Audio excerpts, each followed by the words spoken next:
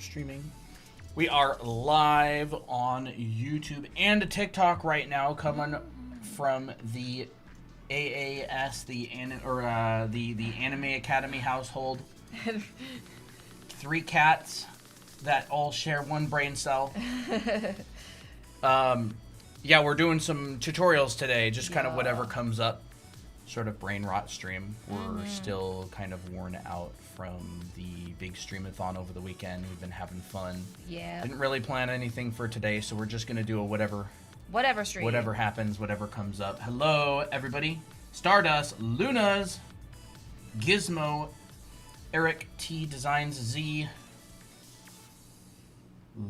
Loser bro. That's what it says. Solin.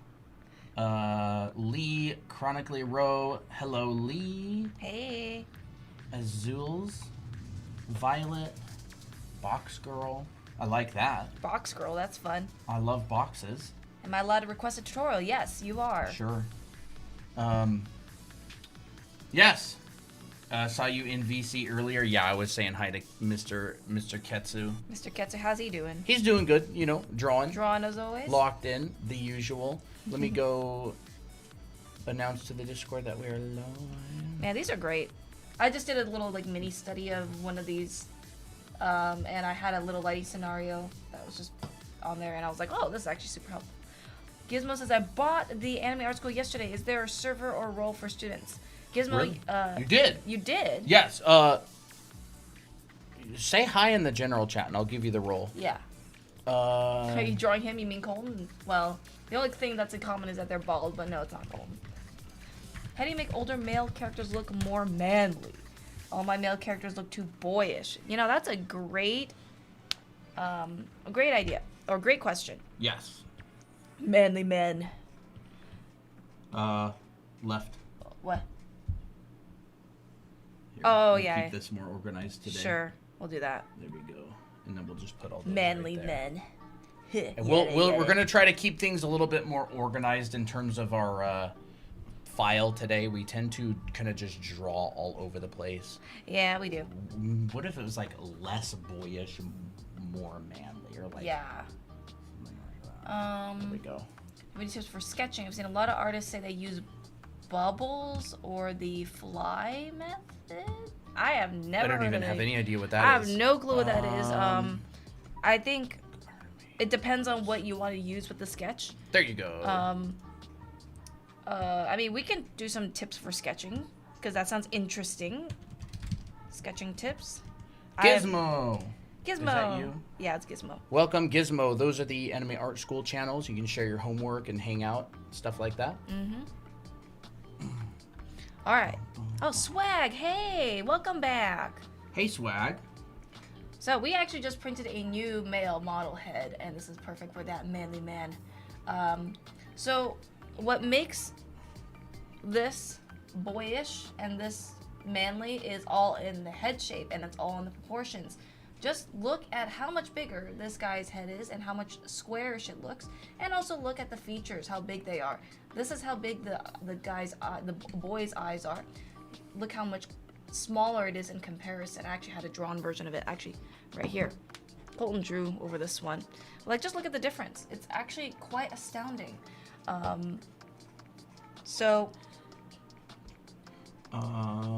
Tips on coloring? Sure, like what kind of tips? Wasabi Frog and Friends, hello. Awesome Squirtle, hello. How's it going?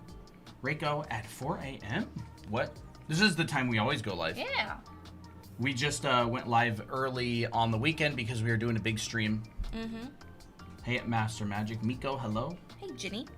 So, for a masculine head like this, notice how there's not a lot of taper. Like, the chin doesn't go in like a triangle. It's actually more boxier. That can help with the overall, like, masculinity. And a thick neck as well.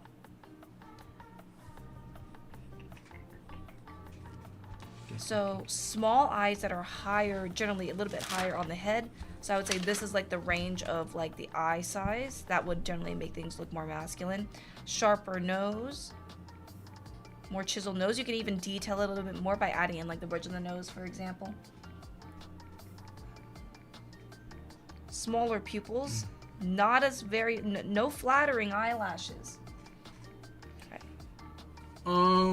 Let's see.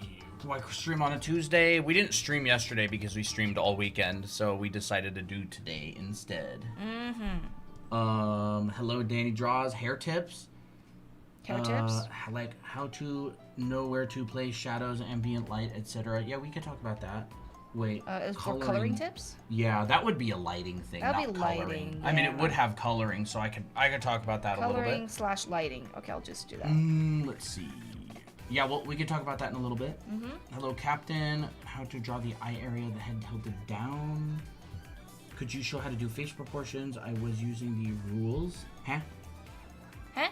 I think the main thing I'm struggling with anime or the body proportions and hair. We do have some. We're gonna have some hair Bryant tips. Jordan, hello. This is my first time. Hello, Hi, welcome. Hi, welcome. Lindsay. I'm gonna get the mentorship next month. Oh, awesome, Lindsay. Oh, awesome, Lindsay. I'm a guy, but I have a pencil-thin neck. Yes, that is perfectly fine. Which actually is interesting. If you have this head type with a very thin neck, that actually is a very interesting looking head shape. But you can also do something that's a little bit more thinner, but still keep a manly jaw and also a thin neck. So either way goes. Tips, maybe? Composition tips, that sounds interesting. Like knowing how to color, lighting, and things like that more accurately. Awesome. Hello. Thank you for the roses. Appreciate it. Thank you. To clothes tutorial pants? Pants? I mean, I could do some pants. Maybe some clothing. We haven't done clothing in a long time. Yeah. Clothing, 7 basic folds, different types of basic, like, you know, shirts, pants, stuff like that. We haven't covered that in a long time. Maybe we'll do a whole stream on clothing sometime soon. That would be nice. I'll do pants mainly, or I guess 7 basic folds as well. Basic fold and pants, how that relates to it. Okay.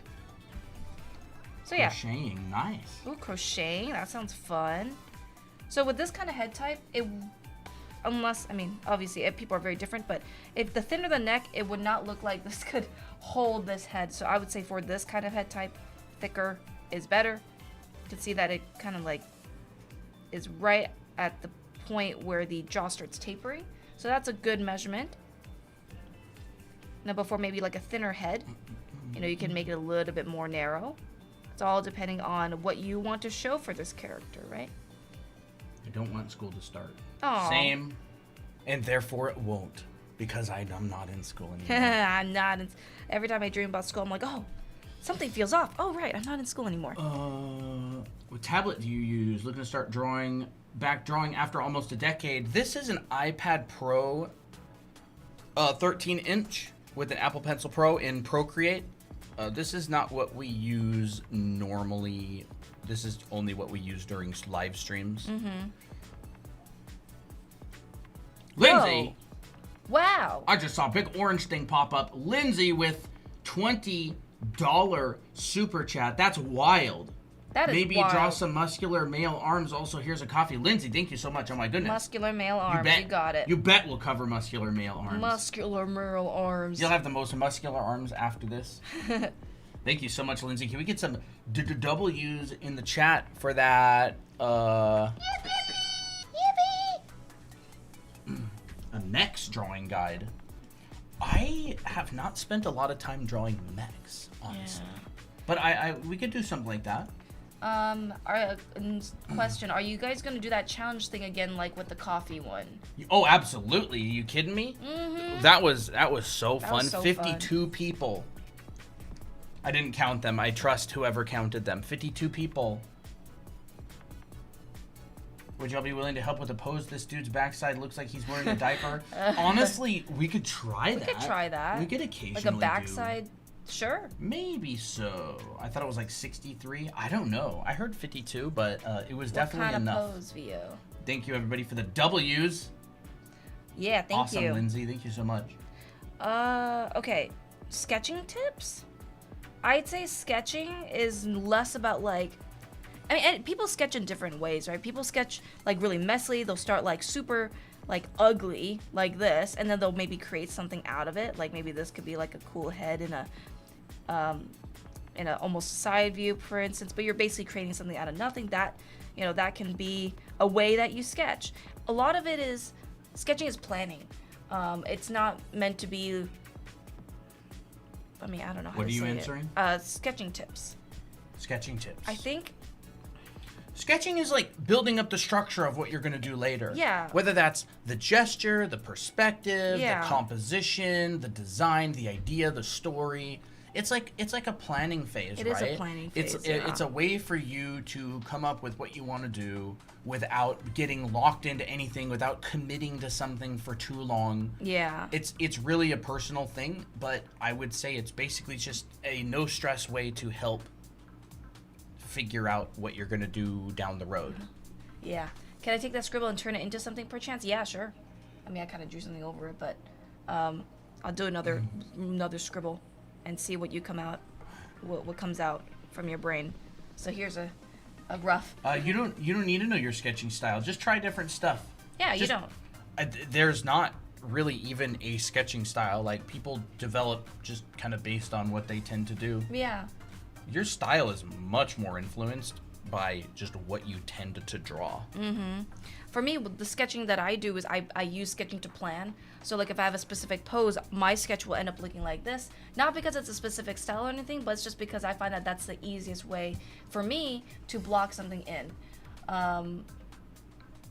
So like my sketch will look like this, and then I build from there. And I make sure that every time when I sketch, I make sure that my proportions are correct. My overall gesture and idea is there. Like if I'm doing like figure drawing, my gesture is good, my proportions are good, and my overall structure is good. And then that's when I can move on from Yeah. the sketch to something a bit cleaner. Yeah, like that would include, does the person feel like they're falling over? What's the plumb line? Is the pose understandable? Is it drawn from a direction that is easy to understand what's happening? Yeah. All of that kind of stuff. It's like you can kind of get it out quickly. But your sketches, you don't have to be understood by anybody else. They're completely for you. Yeah. I would also make sure that, like, don't get too wrapped up with, do other people think my sketches are an amazing work of art? Do sketches for the purpose of helping you plan drawings down the road. Yeah. There's a lot of really, really high level professional artists whose sketches are super, super, super messy and they look really bad to other people, but they're thinking like they're solving problems. They're thinking about that kind of stuff. Yeah. Miko asked, where should I show the finished product of like this random sketch? You can just tag ArtShare, one or ArtShare, any of the ArtShare ones, and maybe you could tag me.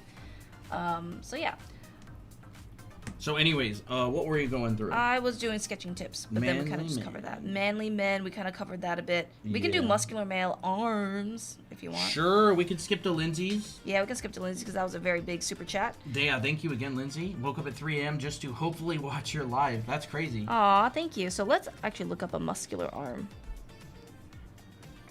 Muscular. And arm. what was that? Maybe draw some muscular male arms. Awesome. Yeah, arms are really complicated, right? Because they twist and they bend and you see them from different angles. There's this happening, and then there's also supination and pronation happening, and there's the back, and what the heck is this sticky outy bit, and then there's this and that. Yeah. So I get it. It's very difficult. I'm just trying to find a good picture. Like, I don't know if that's like muscular. I mean, That's- that works. That works. How muscular are How you muscular are you thinking? Like bodybuilder muscular? Mind if I Or tag like you in the something like process this? sketches? I would prefer people don't tag us This is every not time they make an focusing. artwork, because I get notifications on my phone, and I don't want to get Yes. notifications on my phone all times a day whenever somebody in the giant Discord server makes an artwork. Yeah. Okay, But occasionally we'll say, yeah, you can tag us, yeah. but I would generally say no, unless you have like a really specific important question. So muscular arms is all about like bulk, because you got to understand the forms around the arm and stuff.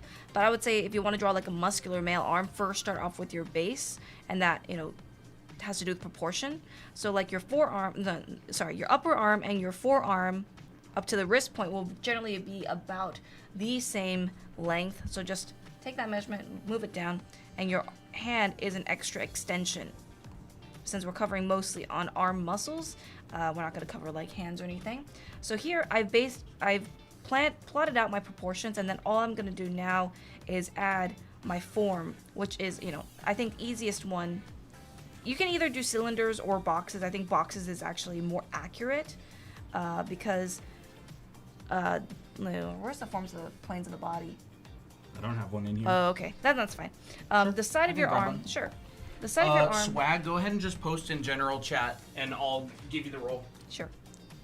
So the side of the arm is actually wider than the front of the arm, which is where your bicep is. So if you just look at these two arms right here, this is the side of the arm, and this is actually wider. This is narrower. So we're just using this box to block in a rough idea of the volumes, like how thick is the arm and stuff. Yeah. So this is what I'm talking about here. Look at the side. Why is this not focusing right? Because there. Probably help. So here's the side of the arm, which includes your bicep and your tricep.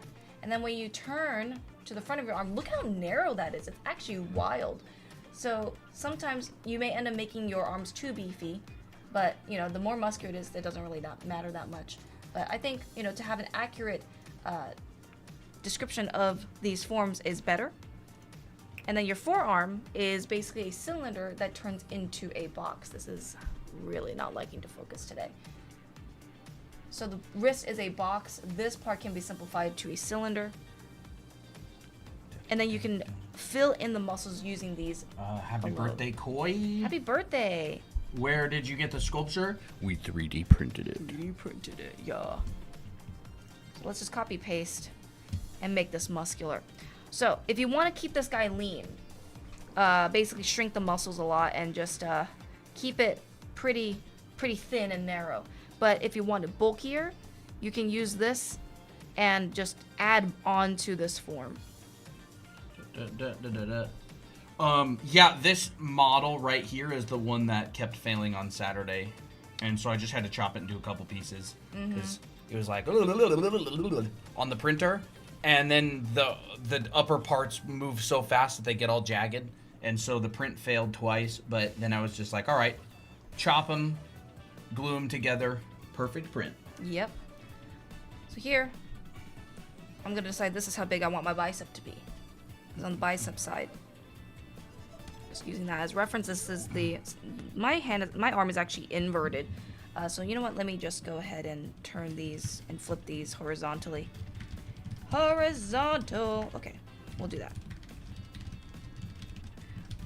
Everything bulks outward, so it just expands, right? The thinner and kind of wimpier you make the muscles, it's not going to look muscular, right? So really bulge them out. Hey, we're doing good. What if the arm bends? We can talk about bending arms. Yeah, bending arm sounds fun. So here's your bicep. Here's your tricep, which is like these three muscles that look like this. Looks like the calf muscle, actually. And they're also asymmetrical, and they attach to the elbow. The pencil got brought into the other room and never got brought back. Oh, I'm sorry.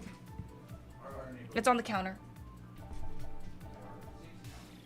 Oh, the main kitchen counter. It's not? I'll put this on stream while I study math. Oh, that is a challenge. So yeah, expand these muscles, really show the form, and it's going to look more muscular. Here's your forearm, you break your radialis, comes out like this, and that adds volume. Your extensors also add volume. So the thicker you make the arms, the more muscular it's going to be. And if you want to draw them bending and flexing, so this part is where you can just add in a quick gesture how much do you want it to bend. Well, for a really muscular person, it really can't bend like too far in because there's a lot of muscles that pad everything out. So I think that this angle is pretty good. I don't really know what degree of angle this is, but it doesn't really matter.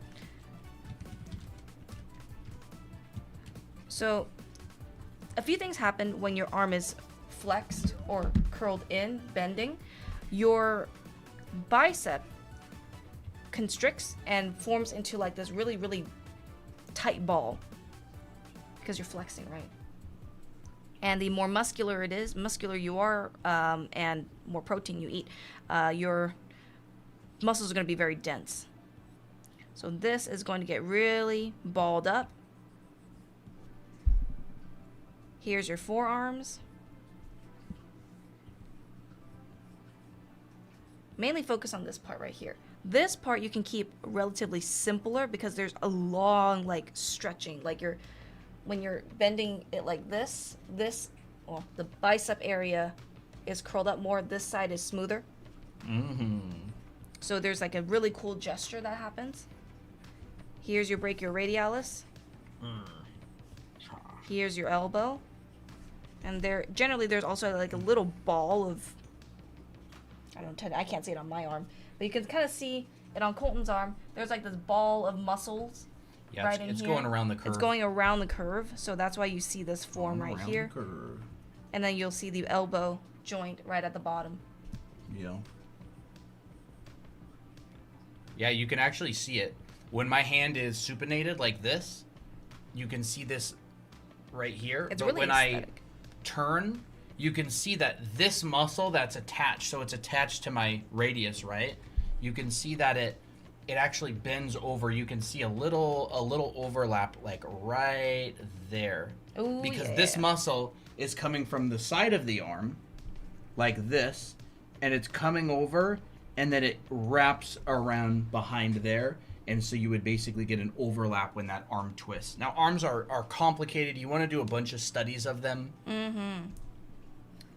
But notice that there's a bunch of overlaps. That they're not teeny tiny. This is a very shriveled up muscle. Looks very narrow. Bulkier muscles expand wider. So the more muscular you want it to be, the wider it is. Dragon Ball Z actually does pretty good, really muscular men. So you can look at that. And don't forget when you're drawing the upper arm, right? It's like Christina mentioned earlier. It's a lot thinner in front view than it is in the side view. Right? This is a much wider shape here than here. And it's really interesting because I don't think that a bunch of people really realize that. But there's like a very distinct shape that happens on the back of the arm and the front of the arm where you've got like a side view upper arm. Is this in? It's not. You've basically got the bicep here and you've got the tricep here. So this is kind of lower on the front. And this is higher on the back. And then right behind the bicep is where that deltoid connects in there. Hey, so it kind of refers to the front.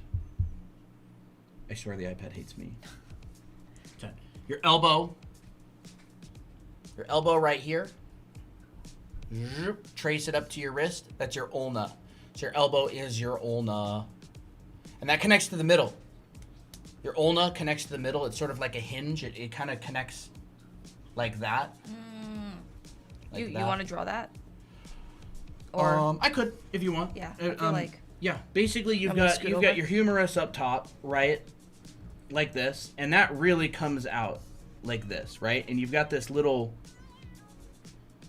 thing right here. Your ulna connects around that, sort of like a wrench. So it kind of goes like this. So there's your ulna. Your ulna starts large and gets smaller. And then your radius gets thin and then thicker? Goes on the outside. It starts thin up here and then gets thicker. So it's kind of like that. I'll move it over a little bit more. And now in like a side view, you've basically got, so this is a side view. Your elbow is your ulna. That is the bone in your lower arm that doesn't twist around. And it connects to the center. So your elbow is kind of really like in the center, right? You can see it, and that really sticks out prominently. They kind of look like a kneecap. Yeah. Kind of. And then your radius connects to your thumb side. And it twists around.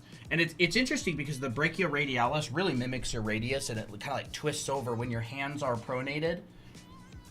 Do you want to like draw that out a little bit? Kind of like pronated hands facing down. Okay. Pronated hands facing down. Yeah. So facing down. Yeah. Like that. And then I'll do a facing up. Yeah, I was just gonna say that, like, in the arms, when you have a pronated... What? Huh? Oh, okay. I see what you're doing. Yeah. Okay. You've basically got this kind of motion. It kind of, like, goes over the form. It's sort of like this. It's like an S curve. Yeah, it's kind of like that. And so your brachioradialis, which kind of starts up here, and your radius both kind of mimic that same gestural movement. And you'll see that a lot of times on the arm, because when drawing figures, anatomy is not actually all that important. The most important thing is like your main volumes and your main flows, like how things flow. Mm-hmm. There's a lot of energy in muscles, and there's inherent gesture. Yeah. And this is what the forearm muscles look like when the palms are facing up like this. So if you want to do costume design, learning anatomy and like the main forms of the body really helps costume design, because many times costumes are designed to mimic the flow of the body and muscles. Yeah. It makes it look better. Now there's a lot of muscle groups in here, so that's why they're called extensor and flexor groups, is because there's just a bunch of muscles in here that we're not going to cover. Yeah. And most artists don't even need like all the detailed muscle information unless you're like a nerd at it, which is totally fine. So yeah, that's arm muscles, muscular arms. Yes. So thin arms, for example, thin spindly arms will have deflated muscles, and it will actually stick closer to like the bones. So you'll actually get more like skeletal information. But notice how like thin this looks. The width is not very big, and actually the muscles look longer instead of shorter and denser. But more muscular arms have more expansion. Yeah, more volume. More volume in there. So just kind of you can try that. Show the difference between the volumes. Yeah. And there's a lot of good breakdowns of the arms, but essentially a lot of the time they kind of work like a chain link. Yeah. Like chain links together. Starting with the deltoid, which is kind of that top chain link.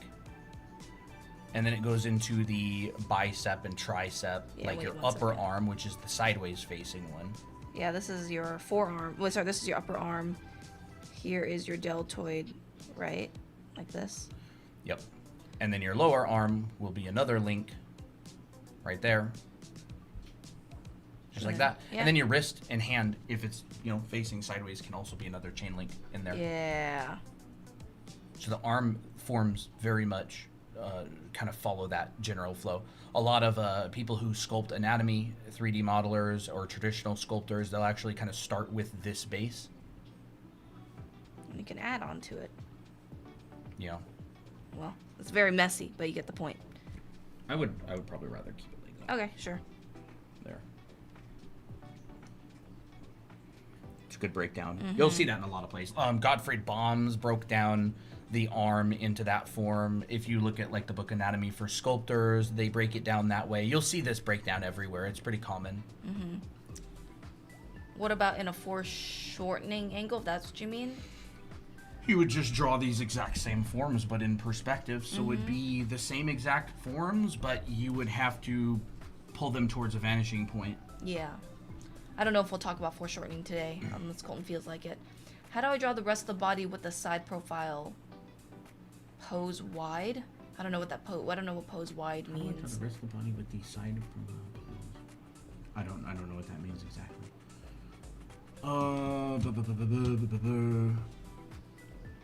Abs. Someone asked, how do you just draw? How would it look? I think you just answered the question yourself. Front? That would Raiko. That's how it would look from the front. The chain Oh yeah. pose wise. Pose wise. The rest of the body with the side profile pose wise. I don't know what you mean by pose wise Yeah. either. Sorry. It's very I can't read your minds, unfortunately, so I don't know exactly what you're expecting, what that means pose wise. Do you mean like how to construct a pose from the side view? How do I draw the rest of the body with the side profile? So I'm guessing they're just asking about what about like a side. Ah, okay. Well, side profile will have a lot of zigzagging a zigzag gesture. So like for instance, you got your head, your neck is actually more forward facing rather than straight down. So there's immediately a gesture going this way. Your rib cage comes out because this is your spine, right? So your spine actually dictates a lot of the gesture of your side view, because this is your thoracic spine. This part right here is your cervical spine. Your lumbar curls in like this and goes out, so that will mean your pelvis goes in. So your rib cage goes out, your pelvis goes in, and immediately you got this nice contrast, or nice contrasting of curves. And then your leg, interestingly enough, will go in. Jurassic, yes. I'm gonna start calling Jurassic it spine. The Jurassic spine. Yeah. Cool. And then your legs. This is following more of like your calf. No, not calf. Your quads. So your quads go in. Your calves go out. So there's like this alternating spine. And then your feet look like this. What about the beanbag method? The beanbag or bean or envelope is all just a way to break down how the torso and hip box generally moves. We can talk about that a little bit. Envelope. It kind of feels like they're leaning back a little bit. They kind of do. You feel like that? I think so, because I'm drawing at a weird angle. I need to just move this back a little bit and straighten it. I feel like just the whole thing maybe a little bit. Oh, that's pretty good. Yeah. I guess that works too. Oh, I need to make his feet straight. There we go. Yeah. So as long as you have those alternating curves. So tempting. I actually legit think I'm going to sign up for that new Masters Academy John Asaro thing. I have to. Yeah, you have to. I've always wanted to take a figure drawing class by Asaro. And look how old that guy is. He might pass away any day. I gotta take this. He doesn't look that old. Nah, he doesn't look that old. It's just dramatic effect. Very square head shape, actually. Yeah. Interesting. I mean, Robert Limler loved his content so much that he even does it to this day. I wish I could draw like you. You can. You just gotta practice a lot. Yeah, practice a lot. Can you do a female torso, please? I'm kind of confused That's a on foul it. thing to say. No, if I was that old, I would hope you guys would say that. That's what my roommate said about what's his name, Sid Mead. They were like, we gotta go to this event because look at that, and that was what Dennis said. I'm totally taking this. John Asaro, oh my gosh, guys, I gotta tell you about this guy. So he is the famous artist who made the original Asaro head. This is an Asaro head. You may have seen these online. You may have seen simplifications of these. He is the guy that made this. Guy that made that. And he also made this planes of the figure model right here. Very, very good painter. I encourage you to look him up. Johnasaro. He kind of made the models that are sort of the gold standard for head breakdowns. A lot of people use them. Yeah. It's actually widely more popular than like the Loomis method amongst professionals. It's a more like preferred method a lot of the time, but either way, they both kind of cover very similar things. Can you demonstrate the bean method? Sure. I can talk a little bit about that if you want. So I mean, the bean method, the beanbag method, the whatever, you'll hear many different terms for it and ever expanding because people continually will quit it. I'm trying to concentrate. You look older than him. It's just a way to simplify the torso, right? Here's a pillow. You can have one side. Oops, that's a bad sorry. line. There we go. You can have one side that's stretch. You can have one side that's a squish. You could do that, right? You get this sort of bend and stretch. There's also just simply the bean. It does the exact same thing, right? Squish, stretch.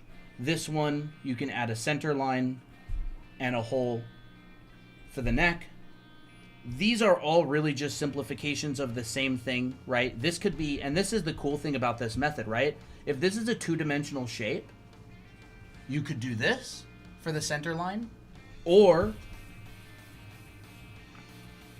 You could do that for the center line. So this shape right here, it's just a bent two-dimensional shape. You could go that contrapposto is how you want to do it. Or you could go maybe these sides face out that way. So this is an extremely flexible method, right? And it's the same thing with this one right here. It's really the same thing. Mm-hmm. So a lot of people will start off with just a two-dimensional flour sack, two-dimensional bean, two-dimensional whatever. The flour sack gives a little bit more solid edges. The bean is a little bit, easier to understand. You could add the clavicle, and the arms, and these arms could go, wherever you want out there. There's a lot of people who will simplify it into an egg, a squishy middle, and a box. This method is really, really, really nice, right? There's the rib cage. Here's your squishy middle, which is your abdominal muscles and your obliques. Mm-hmm. And here's the box. For any body type. Yeah, which is the hip box. This is a great breakdown too. But all of these things, what they're really trying to do is they're trying to break down the simplification of the torso and how it moves. All right? You can do this for male bodies, for female bodies. Yeah. You could bend it this way. You could bend it this way. You could bend it this way. That's like a twist, right? That's got a twist in it. Whereas this is facing this way and that's facing that way. The bean works the exact same way. So anytime you see like the bean method, the envelope method, the box method, whatever, it's really just different artists simplifying the same thing in different ways, and you can really just choose your favorite. Mm-hmm. And once again, this is just a base where you can add on more things, like anatomy and stuff. Yeah. So like some people were asking how to draw male or female torso. You would use this exact thing. Male torsos. You can even start changing body types a little bit. So like you can take this. Yes. So there was a comment recently on a video, and they said, "Oh, it's a great breakdown, but it leads to really generic figures." It does not. Literally every character designer uses this, whether they're designing Mr. Incredible or any number of characters. Mm-hmm. It's an extremely flexible. There's no rules to it. You can make the top wider, the bottom narrower. You can make the bottom wider, the top narrower. It's literally just a simple breakdown. It's like a bread, right? Yeah, like you can have a plain simple breakdown. You have a plain white bread. The torso, the upper body.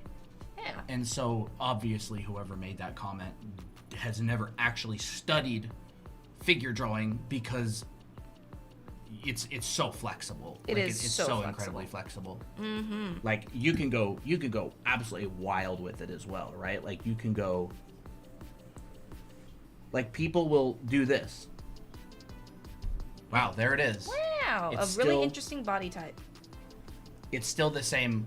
You just kind of turn these shapes into, here you go. Yeah. Yeah, let's do another one. That kind of stuff. Really, really thin. And you don't have to use it. It's just a method to help. Yeah. It's like a guide. It's like a guideline. Okay. It's all the same. Yeah. All the same body proportions. Rib cage, pelvis, or crotch area, right? And so when you're doing like a male or female torso, the main thing about the male torso is that the shoulders are generally broader and the hips narrower, whereas with the female, the shoulders and hips are wider, and there is a little waist area that's generally the thinnest area. So if you end up drawing guys like this, that's why it looks more feminine. If you draw girls like which this, is totally fine. Like you could yeah. draw it like that. Mm-hmm. We just get so many questions of like, every one of the guys that I draw ends up looking too feminine. How do I not do that? Yeah. Or every girl that I draw ends up looking like a guy. And if they're intending it, like that's great. Mm-hmm. If they're not intending it and they're trying to figure out how to do the opposite, this is why. This helps a lot with it. Yeah. So it's almost like it's neutral advice, right? It's just, it is what it is. Like you can choose to draw whatever you want. So I would like, when I'm drawing a male torso and I want it to be like look masculine, I want to really keep this intention, or keep this what's it called, impression, like really dialed in. So like all my muscles, for example, will have this same shape shape language. My pecs will get wider. My traps will get wider as well. And, you know, everything else, like for the obliques, I'm not going to deviate from this. If I start deviating, it's not going to look masculine anymore. So I have to keep this within the confines of what I've originally drawn. So like all my muscles, yes, I can add a bit of, oh, hi, Toby. Toby. So I can definitely add a little bit of, like pooch, because that's the obliques, right? It wraps around the pelvis. So this is natural, but overall it's still narrower than the shoulders. So I want to keep that consistent, right? Here's your abs. Your abs for the males is going to be more straighter, more like a sheath, right? And there's a male torso. For female, the only difference is you add breasts, which are more like teardrop shapes, teardrop forms. You still have your pec muscles, still have your opening of your rib cage. The abs will feel different, so they're more hourglass shaped. It actually gets a little bit wider towards the crotch. And anytime when I'm adding in a center line for the abs, there's going to be a dip for male and female. Comes out, then in, then comes out again. Both bodies have that. It's just this one's more prominent than this one. This one feels a little bit straighter. This one's more accentuated because that's, you know, part of the curves, right? You want to show the curves more for a feminine body. Then your obliques come out. And girls have more fat pads, so it's natural for the hips to be wider as well. And the hips are naturally wider. So, you know, here's the difference between a male and a female torso. For hips, keep it also pretty narrow. That's going to feel more masculine, right?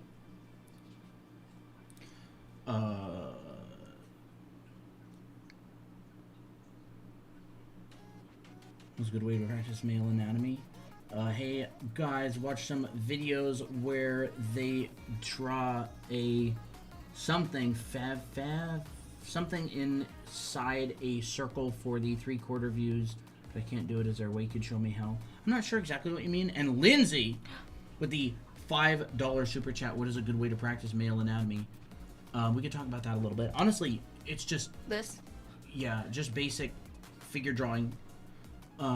We could talk about that a little bit. Have you heard of the bean method for the anatomy? Sorry, just tuning in. Yeah, I mean, the bean method is just one way to simplify the torso. Mm-hmm. It's one way to simplify the upper and lower body. It's very popular because it's really easy to do it all in just one complete line. Mm-hmm. It's one of many, many ways to break down. It's sort of just a rounded.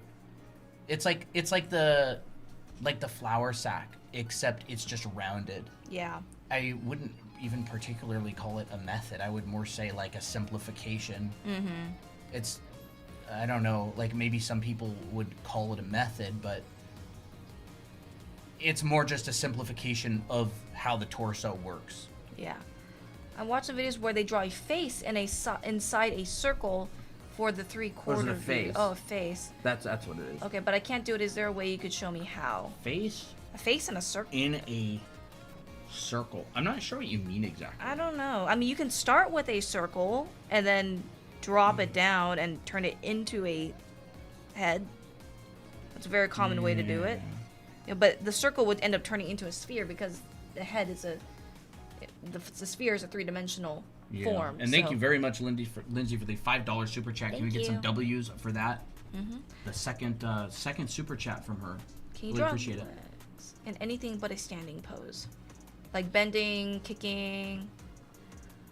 Yeah, generally. I mean, if you want to draw legs that aren't standing, you would have to basically say, okay, is this leg bending? Like how is this leg bending? Is it bending like this, where it's really, really close to the glutes? In that case, I would make sure that I understand proportion of legs. Like, I know that my legs, if I draw a line and divide in half, here's my upper leg,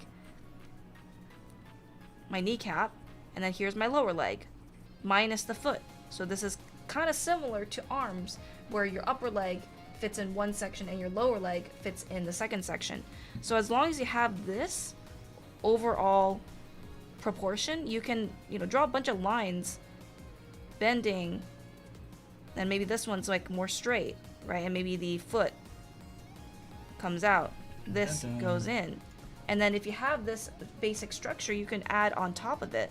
So you can say, hey, okay, here's this song, Doki Doki by Dashi, Dashi. So here, calf, general forms of the leg like the quads and the hamstrings. Now you got legs that are not standing, but in a different pose. May I still request help with a diaper-looking pose?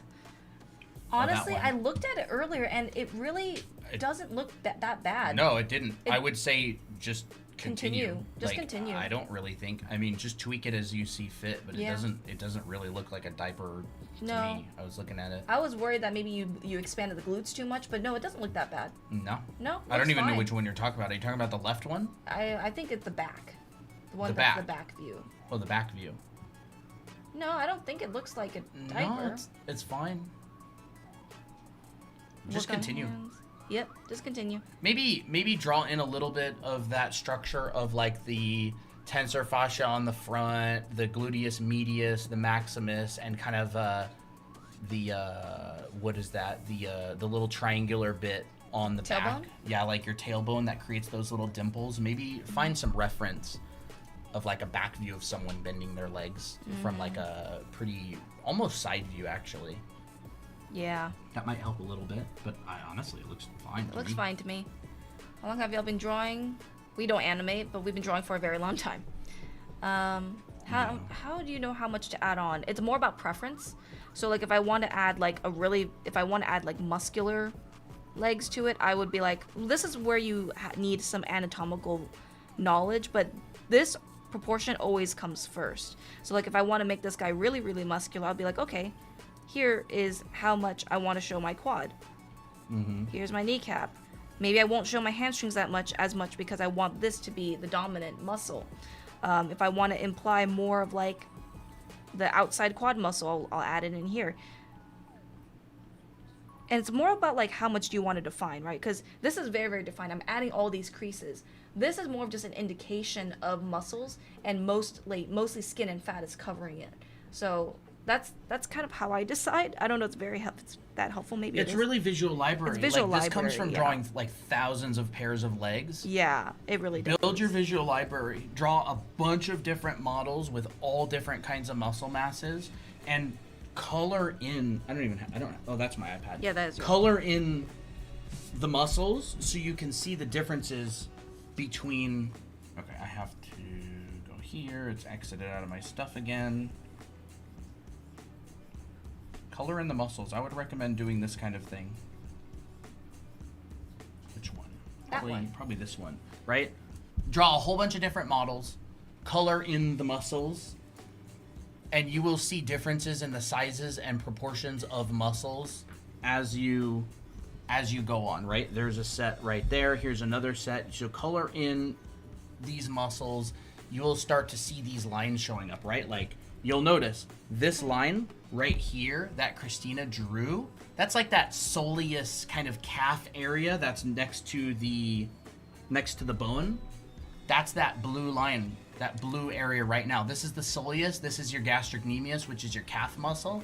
And Christina's drawn this so many times that she just draws. I've drawn these Yeah. from front, side, It's really, back. yeah, and she's drawn so many different kinds of models, really muscular ones, really Lean ones. really lean ones, really thin models with not a lot of muscle mass, and you'll start to build like an understanding of what tends to happen. And these are demos from Anime Art School, by the way. So Yeah. if you really want to like know and go into like a hardcore anatomy boot camp, you can check that out. Yeah. So yeah, this is what we do. That's how you memorize muscles and know how much to push and pull. So yeah. And you just do it over and over and over and over. That repetition will really help. Yes. So let's cover some extra or some different stuff. Let's see, we got coloring, lighting tips, hair tips. We know we had a question earlier a couple of times of back- what's it, abdominals? Abdominals? Sure, we can do some abdominal muscles. I kind of covered a little bit here. So your abs, okay, abs you have to be very careful of because, let me think. You Why can don't you draw like a structure. Yeah, let me draw a structure. Maybe a torso. Yeah.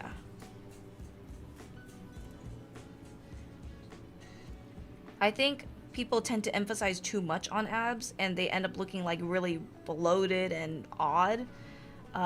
You got to be careful because if you add too much detail, it's going to look weird. I'll have to show you an example. So here's a torso. Generally, your abs, unless you work them out a lot and you also don't have a lot of fat in your abdominal area, you will see the ab muscles. They don't really expand that much, but for the most part, all you have to draw is a sheath, starting from the opening or starting from the bottom of the pecs down to the crotch. And notice how much narrower it gets. It starts thick, then ends up going a little bit more narrow. Now this is a little bit different for a girl, but for now we're talking about guys. And this sheath area actually has depth. So actually, can I have that for planes of the body really quick? Thank you. That's what it looks like. There's depth. It's not just a flat sheet of paper. There's a side. Oops. There it goes. Let me do that. So there's a front and a side. It immediately went blurry again. You have to hold it closer. Okay. And tap on this. Okay, there we go. So yeah. Here's the front side of the abs. Here's the side of the abs. Front side. Sorry, front. Yeah. Front of the abs, side of the abs. And there's depth to it. So when people draw abs, they think it looks like this, which is flat. But instead, they're actually more like this. Let me just draw another one really quick. Here's a center line. Well, I guess I'll just draw here. Here's a center line.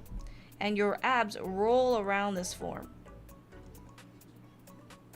And there's generally, what, 8 packs, I think? Your longest one is the bottom one right here. But this, for most body types, is a bit too much. So what I would do instead is I would simplify a lot more. I would only indicate as much as I think is necessary. So if I want to draw like a very lean person, but it isn't too muscular, I would just indent the sides. Imply the sides here, show the belly button, and maybe imply a little bit of like some indication of the muscle. But that's about it. And then I'll include like the obliques and stuff. So you want to be careful with this. If you add too much, it's going to look like bread loaves, which isn't necessarily desirable if you don't want it like that. I've definitely seen abs that are only indicated on the sides, like this, and only the center line is just implied just a little bit. You know, that's if you want to go even more muscular. And I prefer it if the abs have a little bit of an underside, because it actually looks more dimensional that way.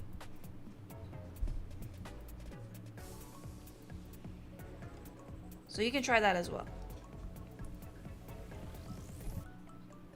But that's how I would break down abs. This is like a very, very deliberate and a very obvious version. I would go more simple than that. I would just go take this all out. Maybe we'll dial it back a little bit and try to chill a little bit more. Sure.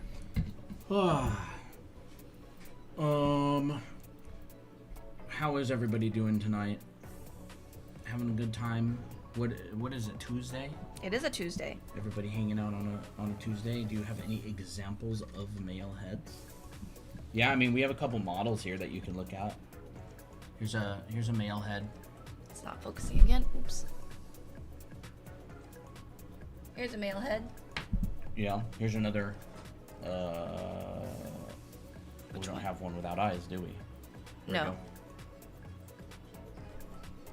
There's another one that it's not focused on. Yeah, it's just not have wanting to to press focus it. today. There's another one. Like, I mean, it changes so much, right? The male head, just heads in general. There's so much variation, age, bone structure, Yeah. all that kind of stuff. But like there's general proportions and stuff. But I don't really know what you mean by give examples of male heads. Do you post videos about this? Check our profile. Yep. And you know, these are also on our YouTube channel as well. All these VODs. Full clothing. I know we did want to talk a bit about clothing, didn't we? A little bit. Yes, we can talk about some clothes. But yeah, this is kind of supposed to be more of a little bit of a brain rot stream where we're just hanging out. I don't want to get too intense into tutorials. We're kind of tired still from our big streams over the weekend. Posing. There's actually a really good YouTube video on our channel about that. What is it called? How to make any pose look good? Yeah, something like that. Or this will help your poses. Like, I don't remember all of our titles. Let me look. How to draw great poses. Yeah. It's really good. Our latest video. Yeah, it's a good video. But essentially it basically breaks down into... And clothes is there as well. Stuff like that. Essentially, the poses breaks down into, you know, a solid torso structure. Maybe some good contrapposto, which is like the shoulders and hips at opposing angles. And then generally speaking, your side that's up on the lower body is going to be the weight-bearing leg. And then this leg can kind of do whatever it wants, right? You could go, you know, you could go out and in. You could go out and out. You could go out, you could go whatever. Straight down. Yeah, you could go straight down like that. You can go behind that leg. Doesn't matter. Yeah, it could go behind. Oh, that's cute. Right? Any of those will work because the weight's on this leg and it's keeping balance. And same with the head. You can kind of put that anywhere you want. And you could do anything you want with the torso, right? You could do that. You could do that. You could do that. It doesn't really matter. The structure of the pose is intact. And the arms can do anything you want as well. You could put the arms up, and you could have this one on the hip. Ah, cute. Right? Very Miki pose. Very Miki pose. You could have both arms up, going behind the head, like that. You could have both arms down, because the arms don't change the pose unless they're helping the poser keep balance. Sort of like that. I'll throw the foot on down here. I have a hard time making hands. If not, I will get away. Could you make an example of a hand? I should honestly make a hand, like a long form hand video for reference. Yeah. So like solid poses have to do with, is there like a good overall kind of gesture to it that's solid? And like, what is the intention of the pose, right? What is the person doing? What do they want to do? Would you say there is an order of learning stuff when it comes to drawing, and if so, what is it? Yeah, generally speaking, there is. Most professional programs will start you with really, really strong dimensional drawing. My favorite breakdown, the breakdown that I kind of use is, I like breaking it into three categories. There's like dimensional drawing foundation, there's design, and then there's visual library. Do we want to write that? Oh, yeah, sure. For some reason, I was like, huh. Dimensional drawing, which is like your ability to draw objects and environments in 3D, right? That's like perspective, volumes, breaking down things into simple forms. The second one is design, which is making things look good, right?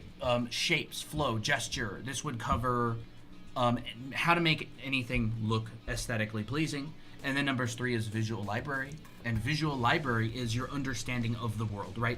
This would cover anything from proportions and anatomy to what does a cat look like, to how tall is a doorway, to anything that is basically your understanding of the world.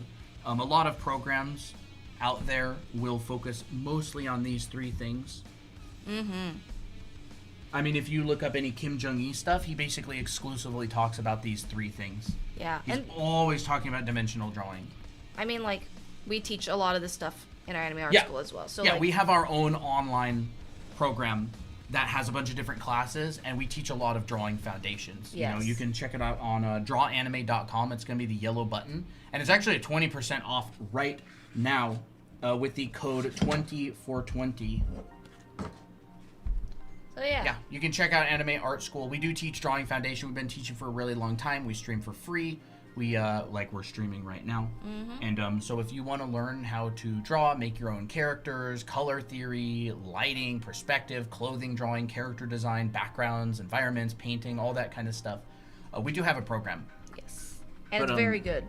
But yeah, I mean that's what you'll learn, like for the most part. But it depends what you're going into, right? Like if you're going, it depends on what field you're going into exactly. Like if you're going to go into transportation design, they just draw cars all the time. So they focus really, really, really, really hard on dimensional drawing. They focus really, really, really hard on like the design of cars, and their visual library is like, how much leg room do you need? How big are the doors? How big are the door handles? How much space Yeah. do you need inside of the cabin to fit a person? But they don't draw people at all, right? Like you'd never need to learn anatomy if you're a transportation designer. Yeah. Well, I think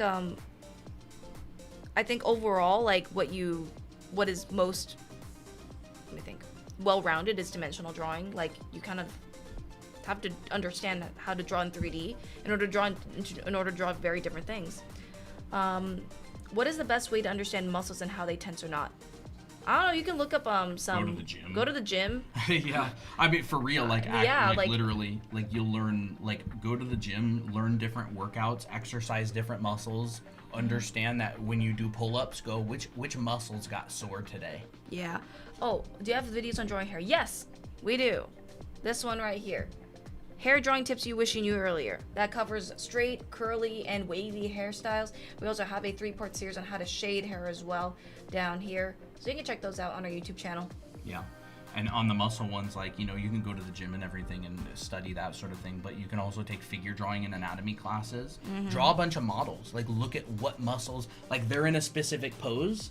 Look at what muscles are large and which ones are relaxed. Yeah. Like, which ones are tensed and which ones are not when you're drawing muscles from a model. Yeah, I wouldn't say there's a best way to do it because every person learns very differently. Yeah. I would say learn in the way that's like allows you to see the difference of like how something's tensing up and stuff. Yeah. Though there's some pretty darn effective ways to There are learn. very darn good effective ways. Yeah, I mean, art is, this stuff has been broken down to a science. People have Yeah. been teaching people to become professional artists for a very long time. Like, this is not new information. Like, learning about form and lighting and color theory and perspective, like, this is not a new, recent thing. Like, it's been, people have been learning how and teaching how to do this stuff for, you know, many, many, many centuries. Well, like, you know, if you think about was it Da Vinci? He literally went and I don't know, did cut up people to see their muscles. Like that's how he learned anatomy and stuff. You know, Yeah. not to say that you guys have to do that, but you know, he was hardcore about it. They walked so you could run. They ran so you could walk, more like it. Yeah, it's more like that. You know. But yeah, absolutely. Thank you. Oh, hey, Crib. Hello. Teach how to do dynamic pose. I can do stiff poses, but I struggle with dynamic poses. Yeah, I mean, dynamic poses. Intention. Yeah. Like- definitely intention. Like, what do you want the figure to say? What do you want it to do? Like, what is the purpose of this pose? What are they in the middle of doing? Yeah, like Is are it they a pinup pose? Are they jumping off of a building? Are they diving under a barbed wire fence getting shot at from a machine gun? You know what I mean? Like, what are they doing? Yeah, like are they kicking up into the air? Is this a fight scene? You know, are they running really fast? If so, like how if you want to be a fast runner, you generally like lower your body so that you accelerate more, right? So a lot of it is intention and gesture, Yeah. right? Jumping poses means, you know, like what camera angle are you looking at? Exactly. Like I've definitely seen some in anime, you know, they'll jump over like this pillar at like their school gym, and their pose will look like this as they jump over from the side view. Yeah. And then so when you change the camera angle, their legs will look like this as they jump over. And here's like the thing, the pedestal, whatever that is. That's a hand, by the way. This is a hand, sorry. I'm doing this very, very roughly. So it's all about intention. Would you say? Yeah, I really do like that topics though. Phoenix was an order of learning stuff. I mean, yeah, it's foundation. Like you would basically go into the foundations. If you learn at like a proper design school in term 1, you're going to be taking a bunch of different classes. They're all going to be focused on foundation. Rendering and painting is pretty much useless if you can't draw dimensionally, because painting is drawing plus extra. You don't really want, like, most schools will not really teach you a lot of rendering unless you can already draw form. If you can't draw a sphere, then you can't render a sphere, because drawing a sphere is easier than rendering it. You know, it's like the foundation of a building. Like, if it's just sand, you start building the walls, it all just falls down. So generally schools are going to teach you drawing foundation, and then, you know, after you get a little bit confident in drawing foundation, you can move into rendering and painting and understanding how light hits form. You'll learn about like cast shadows, core shadows.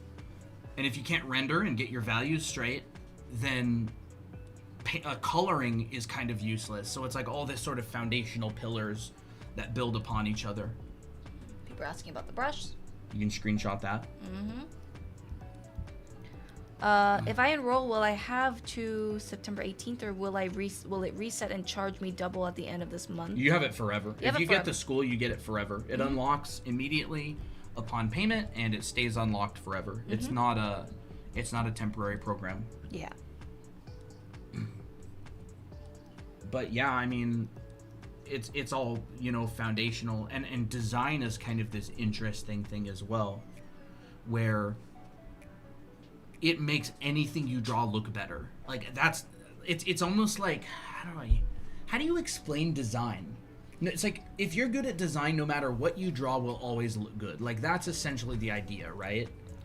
Design is almost like composition. Yeah. Where it's like how to arrange something to make it look good and yeah, appealing. It's like arranging things in an aesthetically pleasing way that have a good flow, a good, you know, and sometimes design is just drawing something correctly, like accurately portraying something. Mm-hmm. Design is that thing that all of the professionals talk about it constantly. All of the beginners never hear about it.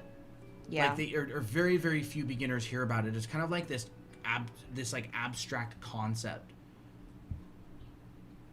Design is really, really important. It's like the difference between a line that is static and has a very consistent arc between point A and point B, and like an accelerated curve where it speeds up, like, and then there's, you know, point A and point B. So line 1 and line 2 is the more interesting line because it's uneven and it has an acceleration to it. Mm-hmm. And so if I draw walnut eye and I draw, let's just say, kind of an interesting shape, shape number 2 is much more interesting than shape number 1 because it's taking advantage of unevenness, it's taking advantage of asymmetry, it's taking advantage of dynamic lines that are opposing each other. So if I turn this into, say, someone's casting a spell and this is the shape of the magic that's coming out of their hand, this is going to look much more interesting than if someone's casting a spell and this is the shape of the magic. But there's nothing fundamentally wrong with shape number 1. It's just, what are your intentions with it, right? Yeah, like, I mean, this could even be someone's punch in an action scene. Yeah. Design is basically just really thinking about the two-dimensional shapes and how they play against each other. Yeah. But there's classes out for that, but this is the part that a lot of, like, this is where you tend to hear the advice, just draw a lot. And I don't really think that's good advice because there's just so much better advice to give than just to tell someone draw a lot. Like, there's a lot that goes into drawing too. Yes, it's true, but I feel like a lot of the advice that's just like, oh, just draw a lot, is kind of geared towards you do gain a natural ability to understand what shapes look good and which shapes don't as you draw a lot. I would say draw a lot is good advice until a certain point. Because in order to get more fluent in drawing, sometimes just picking up a pencil and just drawing something like for a lot of hours will help you to naturally get better with just being used to the pencil. If you want to get good at design, I would say one of the simplest ways to get really good flowy work is do what all of the furries do, which is they just draw a bunch of animals all the time. Yeah. You will notice that like the furry artist community has fantastic shapes and fantastic design.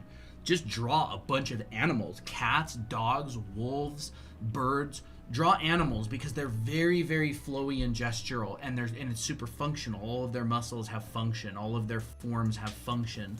So like you could literally just get a brand new sketchbook, 180 pages, A4, or 8.5 by 11. This sketchbook right here is 9 by 12. Fill the entire thing with drawings of animals. You'll get like way better at drawing. Way better at drawing. There was a girl in my class. She actually had a pretty big YouTube channel. Her name is Dina Norland. She was a Norwegian artist. Unfortunately, she passed away a number of years ago. But she had a decently sized YouTube channel, and she went to the school that I went to. She was my classmate. We sat next to each other almost the whole year. And she spent like her entire childhood and teenage years drawing wolves. She was really, really, really big into the like wolf population in Norway. And she just drew wolves growing up. And the school that I went to was a foundation school. And so it taught her perspective and design and all that stuff. And she just got so incredibly good because her hand was already really used to drawing these very dynamic aesthetic curves. And dynamic curves and forms. And it just built on top of that. Well, like that's why hair is very difficult as well, is because people don't understand design for hair, and they don't understand what a good curve looks like, so their hair ends up looking very static. But the more you draw hair and understand the flow, and same thing with animals, like you'll just naturally get better at it too. Yeah. So like, if you want to get better and you don't know what to do, you can always just fill a sketchbook with drawing of animals. Or even plants. Plants are cool too. And another thing that you could do, exactly, plants, roots, anything that's organic or gestural, drawing a bunch of it. And don't focus on how the drawing turns out. Just focus on putting in the reps, right? I mean, the day one when you go to the gym, you're not really focused that much on setting a personal record. Like, you're just building those muscles up. Like, you don't expect to lift an all-time heavyweight champion the first time you ever step into a gym. Like, you're learning form, you're learning, you're going, I'm going to get myself really sore, and then I'm going to heal. And I'm going to get myself really sore, and then I'm going to heal. Someone's asking a good curve for hair, an example. So actually Colton was talking about this earlier. Good curves tend to have more asymmetry and have a general direction. Not so aesthetic curves tend to look very symmetrical and very like kind of same width all the time. So for instance, a very dull curve looks kind of like this. This could be, let's call this a hair straight. It's actually a pretty good curve. Oh, well, thank you. Well, maybe I should do something different. Well, you've got a nice C curve. The left and right aren't static. Yeah, that's Christina true. has lost the ability to, and it sounds really weird to say this, but Christina has almost lost the ability to draw badly. That's actually what happens, by the way. I remember my teacher used to say that. He's like, I can't like draw bad anymore because you train your hand to draw good lines, like good curves. Well, let's just say this is more symmetrical, right? If all of your strands look like this, then and in combination, it's gonna look eh. But if you have a curve that's like, let's say one curve is wider than the other, maybe this one bows out a lot more, and this one is more of like an S curve, and it gradually gets thinner, this feels more interesting. And add to that, you can add twists and turns, and even all these shapes and twists and turns have interesting curves. So this is more dynamic. Yeah. So let's break down this a little bit. Yeah. Let's go in here with red and let's see what happened. We've got a long curve on this side right here, right? We've got a straight and then a different curve than the left side, or than right here. She's broken up the form, and then she's got a sharper curve that wraps around, and here's a short, slight curve. This side and this side have different curves. This side and this side have different curves. And pay attention to the apexes of your curves. That's where your curve peaks, right? Where does the curve peak at? Pay attention to that. And make it so when you draw a curve, say, I'm going to peak this one right here. They're going to be uneven, right? There. Ooh. That immediately makes a more interesting shape because they've apexed at different points. And so you'll notice every time Christina draws hair, look at this one, S curve. Slight curve, very strong curve, smooth. This side, very different curve from the left side. And you'll notice that, like, she's playing straights against curves as well. This line is more straight than this line. This line is a different curve than the other two. That all has to do with design. That's what makes things look interesting visually. And you can train yourself to do this naturally just by drawing a lot and practicing a lot. Mm-hmm. Right? That's exactly what she's doing here. And so you'll notice, what about this one on the left? Same curve, same curve. Same point, same point. Much less interesting shape. Now this could be awesome. If this was like a gemstone or something, Ooh. I see a hat and mustache. Ah! Thank you, Crits. This could be awesome if it's like a gemstone. You could, these aren't bad or good, it's static and dynamic. And so you want to become the person who's in control of when you're using static shapes, when you're using dynamic shapes, and you use them with intention. I would even say drawing has a rhythm. So like if you listen to any like really good pieces of classical music, each of them have like different beats. So like I would even consider these lines as different beats. Here's a long beat. So I'm accentuating my voice to match the curve, right? So this one's like da da, you know? Yeah, this one's like da da. This one on the other hand, da da da da da. Yeah. Dude, it's really interesting. It's all rhythm. It's like if your voice doesn't, I don't know, it sounds weird, but it's like if your voice doesn't fluctuate in your drawing, in your head, then it doesn't feel as impactful. So like for instance, short hair, it's like choo choo choo choo choo, like very very tiny little sounds. Long hair is like. And the funny thing is, a lot of pros actually make sound effects when they draw. It's so funny. Yeah. They make sound effects. I remember I used to watch Fang's channel, and he would always make sound effects. And it's funny because you go choo choo choo choo choo shoo shoo. Like if you're using different sound effects, that's good. Yeah. So like you want to in a way hear the melody of your drawing. What are we learning about? We are talking about design and sound effects. Yeah, essentially the thing that makes any drawing look good. Yeah.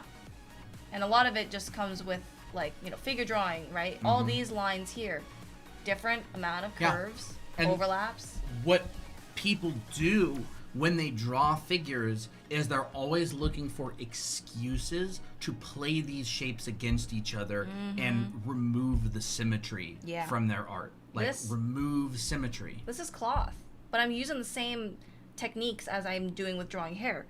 Here's goes from thick to thin to thick again. That's a rhythm. Short line, longer line with an S curve. So design, even in clothes, is very important. And there's even 3 parts here. Look. Yeah. Part 1, part 2, part 3. Right? 1, 2, 3. And it's kind of like a big, medium, small. You've got this big shape here, you've got this medium shape here, and you've got a small shape here. So that's the variety. Variety in a lot of things, like curvature, size difference, thickness difference. And if you look up the principles of design, you'll see a lot of these different things like repetition and I don't remember. I never studied the principles of design that hard, but you'll see a lot of these. Let's look at it. Principles of design: unity, balance, movement, repetition, contrast, rhythm, proportion, emphasis. All of these things you learn kind of instinctively, like your brain kind of subconsciously starts doing them. Like you'll just notice. Emphasis. Christina has drawn more lines that are darker down here than up top. Why? Because she wants you to look down here. That's emphasis. And all the lines that I'm going to be drawing later will serve this point. So like Yeah, and there's rhythm to them as well, exactly. Yeah. So like maybe I'll drop these folds in, but then I'll make them lighter, but I want them to be pointing down towards this point. And maybe I'll even draw the folds so that this will lead to this point here. Yeah. These are the sort of things that, like, you just don't really discover on your own. Like, that's why I'm such a huge fan of classes. Yeah. Like, it is so worth it to take good classes. I'm literally telling you, like, you're better off not drawing, getting a job, saving money, and then spending the money on a really good class.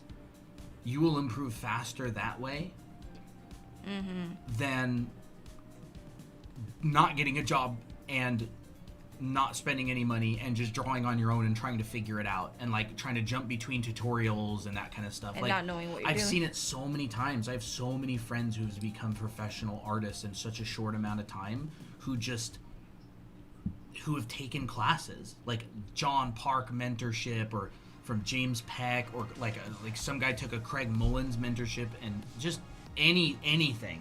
It's not really hidden Is advertisement. this a hidden advertisement for literally any good classes? Any good class, yeah. There's so many good classes out there, you know. Our goal was just to create a really, really good, affordable class, but it's not the only class out there. There are video courses in drawing animals, though. Yes. What's his name? Whitlatch. Aaron Blaze and Terrell Whitlatch have very good animal drawing classes. Animal classes. I don't know any animal drawing really. Aaron Blaze. Yeah. Aaron Even Blaze. Is even very Walter good. Topa's good at drawing animals. Yeah, Walter Tulp is really good at them. I don't think he teaches animal classes specifically, though. Terrell. I like the name Terrell, like pterodactyl. Maybe that's why she liked her. Maybe that's why she likes animals. What was the code? Terrell 2420. 20FOR20. Yeah, so you just put that coupon code on the checkout, and you'll get that 20% Yep. off. And make sure it says 20% off. Yes, make sure it does say 20% off. 20FOR20. And we'll be running this discount up through the 31st. We're actually planning on doing another 10-hour long stream on August 30th, and we're going to bring those challenges that we did back. How do you because spell it was Whitlatch? really fun. I don't actually know. Is it like this? WHITLATCH. Okay. She has great books too. Yeah. How would you go about making hair look wet when coloring rendering? Hair gets darker, and it has speculars. Yep, and some hair actually naturally gets wavier. Like if you're drawing like straight hair, I have straight hair, and whenever my hair gets wet, you'll see like a lot more waviness, and their waves are kind of crunchy looking. I don't know how else to say it. Like you'll have one main group, and then you'll have like the strands tend to get like more individualized. So you'll see a lot of stringy bits like this. Now with Tells curly me it's hair, invalid. That's weird. that is weird. I would reload the page. Yeah. Otherwise, let me think. So just you're on the Draw Anime Academy page, right? So yeah, really, really shiny highlights. What is telling you it's invalid? The coupon, or you mean the website? Just wondering. Yeah, that's Anime Art School Complete Edition, right? Yeah. Well, what I can do for you as well is I can post the direct link to the coupon code already applied in the Discord server if you want. So go to in General 1. If you want to join the Discord server, I just posted a direct link to that. That should work for you. When drawing the end of skirts, long dresses, does this swirly thing or zigzag thing matter? Swirly thing or zigzag Ends thing? of skirts and the long dresses, swirly or zigzag thing. So the zigzag thing and the swirly thing is more about showing dimension and showing the vibe of like what's happening at the end of the skirt. Yeah. So like ruffles, for example. Carrie, go ahead if you want to talk about something. Oh, yeah. I mean, there's just different types of skirts, right? Like you can go like this, and then you can add pieces on the end, and these will come up. That just tells you like what texture is this type of dress. Like, is it a pleated dress or is it not a pleated dress? It's like a free-flowing dress, right? Yeah. This doesn't have pleats. So pleats have zigzag lines. Yeah. So this gives you dimension, right? And you can even add these in the back, like this and that. That shows dimension. Remember the other day, chat? Anybody who was here?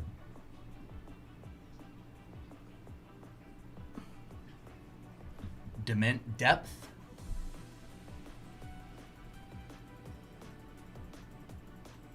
Graphic. This shape of objects overlapping each other gives depth. That's exactly why you add this kind of thing. You'll see it everywhere. Overlapping things. Believe it or not, Colton used to not draw any clothes at all for many years. I didn't draw any clothes for so long. I worked professionally as a concept artist, and I avoided drawing people and clothes and costumes like the plague. I was a prop and background artist. I never drew any people until like 2020. About 2020, right? Yeah, 2020. That's when I decided I was just like, screw this. I'm not gonna run away any longer. I'm not gonna run away anymore. Blah! I'm gonna face my fears. Colton's lore goes crazy. Yeah, wait till you hear about the ponytail that I used to have. I lost all my hair when I gained the ability to. Lost all your One Punch Man, One Punch Drawing Man. Yeah. English not my first language, so I'm not that good at describing. Oh, it's all good. That's no worries. Okay. No, you got it. And a pleated skirt. Can you do one of those? Pleated skirts. What I would even do is I would. Pleat skirts have a different direction of swirling, right? So what I would even do is I just go like, I'll draw one section, then I'll draw another section. Wait till you find out he has a wig somewhere. Oh, you got no idea. Overlap. So this creates that like zigzag line gesture. And then what I would do is once I've shown that overlap, I would add a little pleat on the inside, because that what happens with pleats is that they kind of look like this. Wait, hold up. This is not right. Like from the bottom. They'll kind of look like this. And this part is generally hidden in the shadows. And there's different kind of pleats as well. Yeah, there's different kinds. There's like this kind, right? Which are like crap, we have no space. We have no space, do we? There's like this kind, right? Which is like a little puzzle piece. Like that. There's also this kind. And then there's just that kind. So these are all going to work a little bit differently, but they're all going to have depth to them, right? You can draw this one out. Like that. You can draw... Pleats are more like bent pieces of paper. Like you fold like a paper fan. Yeah. And it kind of looks like that. You can draw this one out. This is weird to draw. Oh, you got it. There we go. You can draw this one out. You add that backside in there. I should have done that a little bit better. That's okay. Posted the drawing in Archer 1. Oh, of the scribble. That sounds fun. Right? You can add dimension to any of those. And it's in the reason that's it's not really the most important thing is because skirts, you can go like this. There's a skirt. You can add any of these pleat types to that, and it'll still work. You can add this one. You can add this one. Right? And you can add this one. This one's the hardest. But notice that he's using this overall swoop to follow the... Yeah. He's but that figure eight, that like cone, this is really just a cone shape, right? Cone. Yeah. I'll draw it like looking up, right? Cone. Chop it. Chop the top. Make the bottom. Add texture. Wavy. That's horrible. But how do you... How would I even do like that? I'll just do this. Like a figure eight. There. I was trying to draw it from the bottom.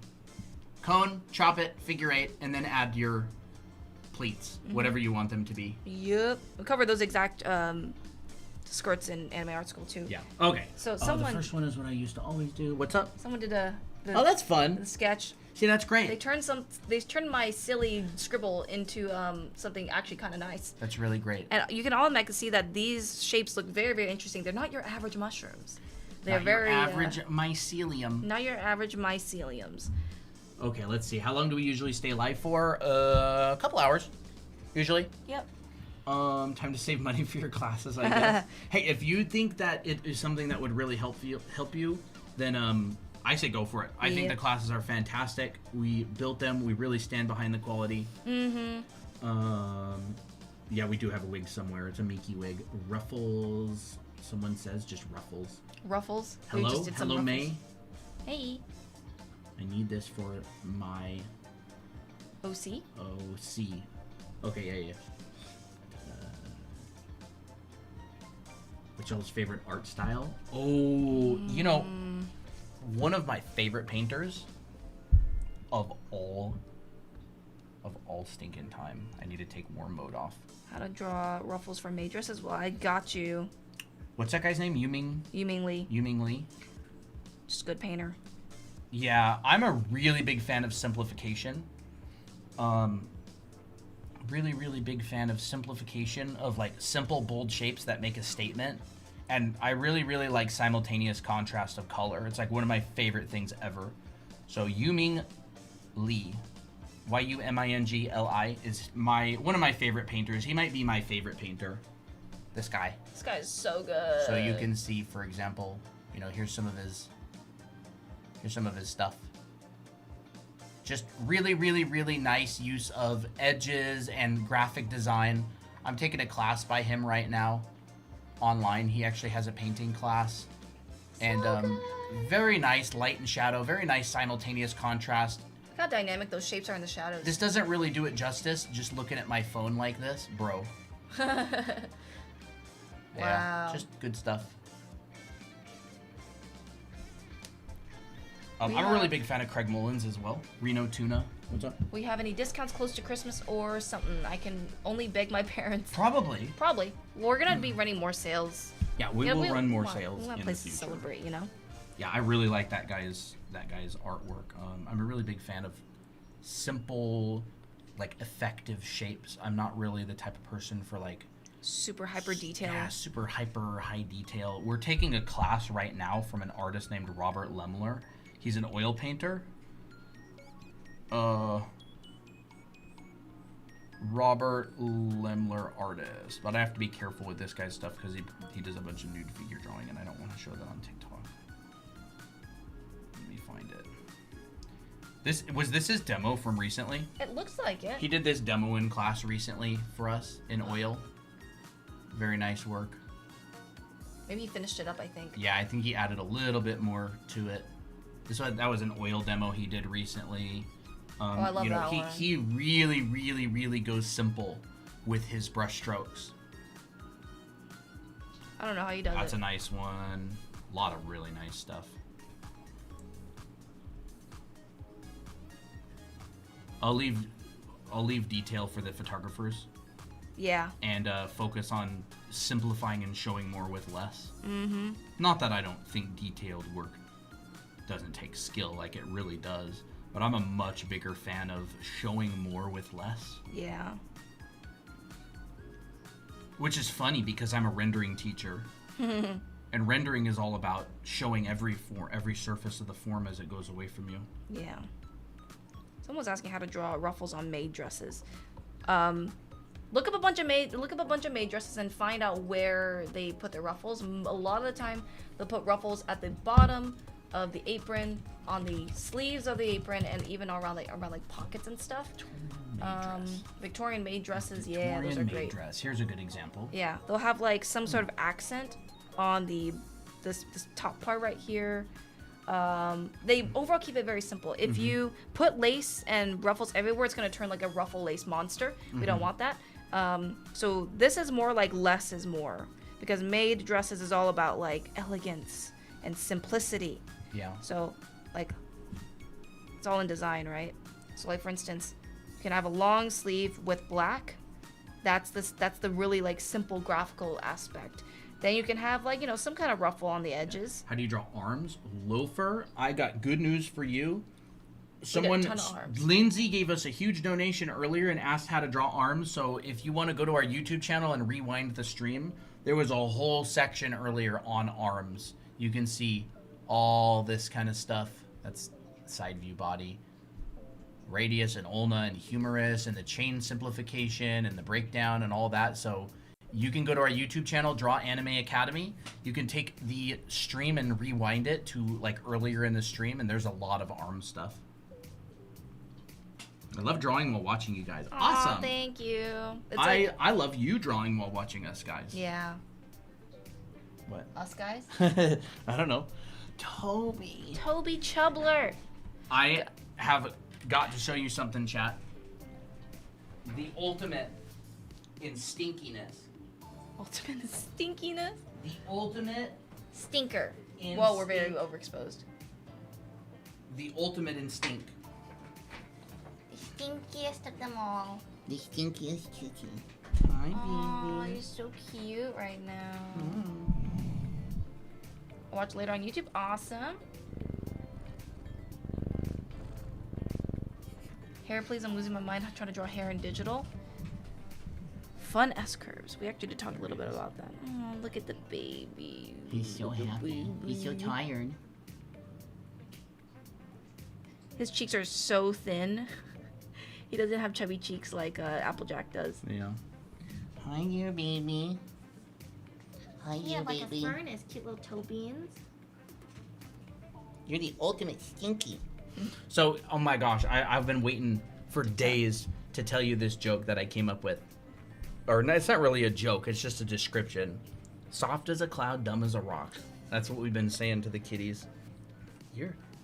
Oh, that was so cute. What did he do? He was like, Yeah, he like made a little noise while he yawned. It was adorable. I love it when cats go like this. Yeah. It's so cute. You're so precious. So hair. Okay, hair. Decide on a few things, right? Because if you go in without an intention or without an idea, your hair drawing is going to look like a failure, which isn't bad. Failure is good in order to succeed, right? Think length. How long or how short is your hair? What's the texture? Is it straight, wavy, curly? You're so cute, Toby. And what direction is it going?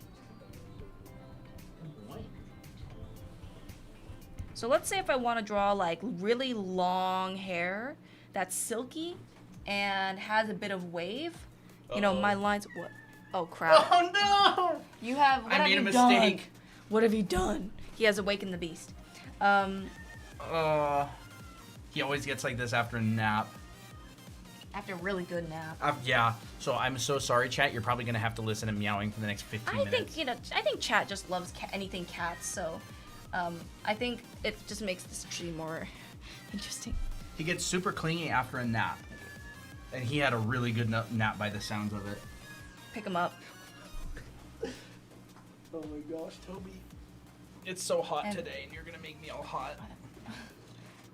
He's so spoiled right now. Dude, he is literally in heaven. So this is what I do, is I'll think of the certain curve in my head. I'll be like, okay, long, so that means long S curve, and wavier towards the bottom. So this is gonna be my general impression of my hairstyle. And all I'm gonna do is just take that gesture and place it onto my hair. And then this is where I'm like, gonna decide, do I want bangs or not? I'm already holding you. Let's put him under the camera. Oh, he's such a spoiled Nah, we little don't need to. dookie. You're such a spoiled dookie. He's like meowing in my arms. Hold me. Tighter. Okay. You're such a little... You were live. The lines have been smudged. Yeah, we'll talk about that too. So like, let's say, okay, I want like, here's my hairline. I want a large, part. I want like a large piece of hair strand down and crossing over the face. And it starts thick, because it generally does start thick. And then it gradually gets thinner. And then as it gets thinner, towards the bottom, I determine my length. And I'm like, okay, I'm going to add this length right in here. And I'm going to just shorten the strands. Now that's my overall impression. You know, then I add specific overlaps. Like, okay, another thing that I do is I really try to wrap this hair around the head, really keep it like that nice S-curve, have it curl down, and then flow out, because this kind of actually mimics the form of the head, like the cranium, and a little bit of the neck. So mimic those curves. Not like, it's okay. Not to the T, but have that essence. Whoa, what's that? A turnover? Look at this. Oh my goodness. Right, then I'm like, okay, well, that smells really good. Can I have a bite? Because I didn't have a bite of one turnover yet. Absolutely. So here, then I'm gonna decide, how do I want to overlap this strand? Okay, I want this big chunk overlapping on the side because it looks really interesting. That's a big bite. Mm-hmm. Mmm. I'm so sorry I woke Toby up. Now he is in the ultimate clingy mood.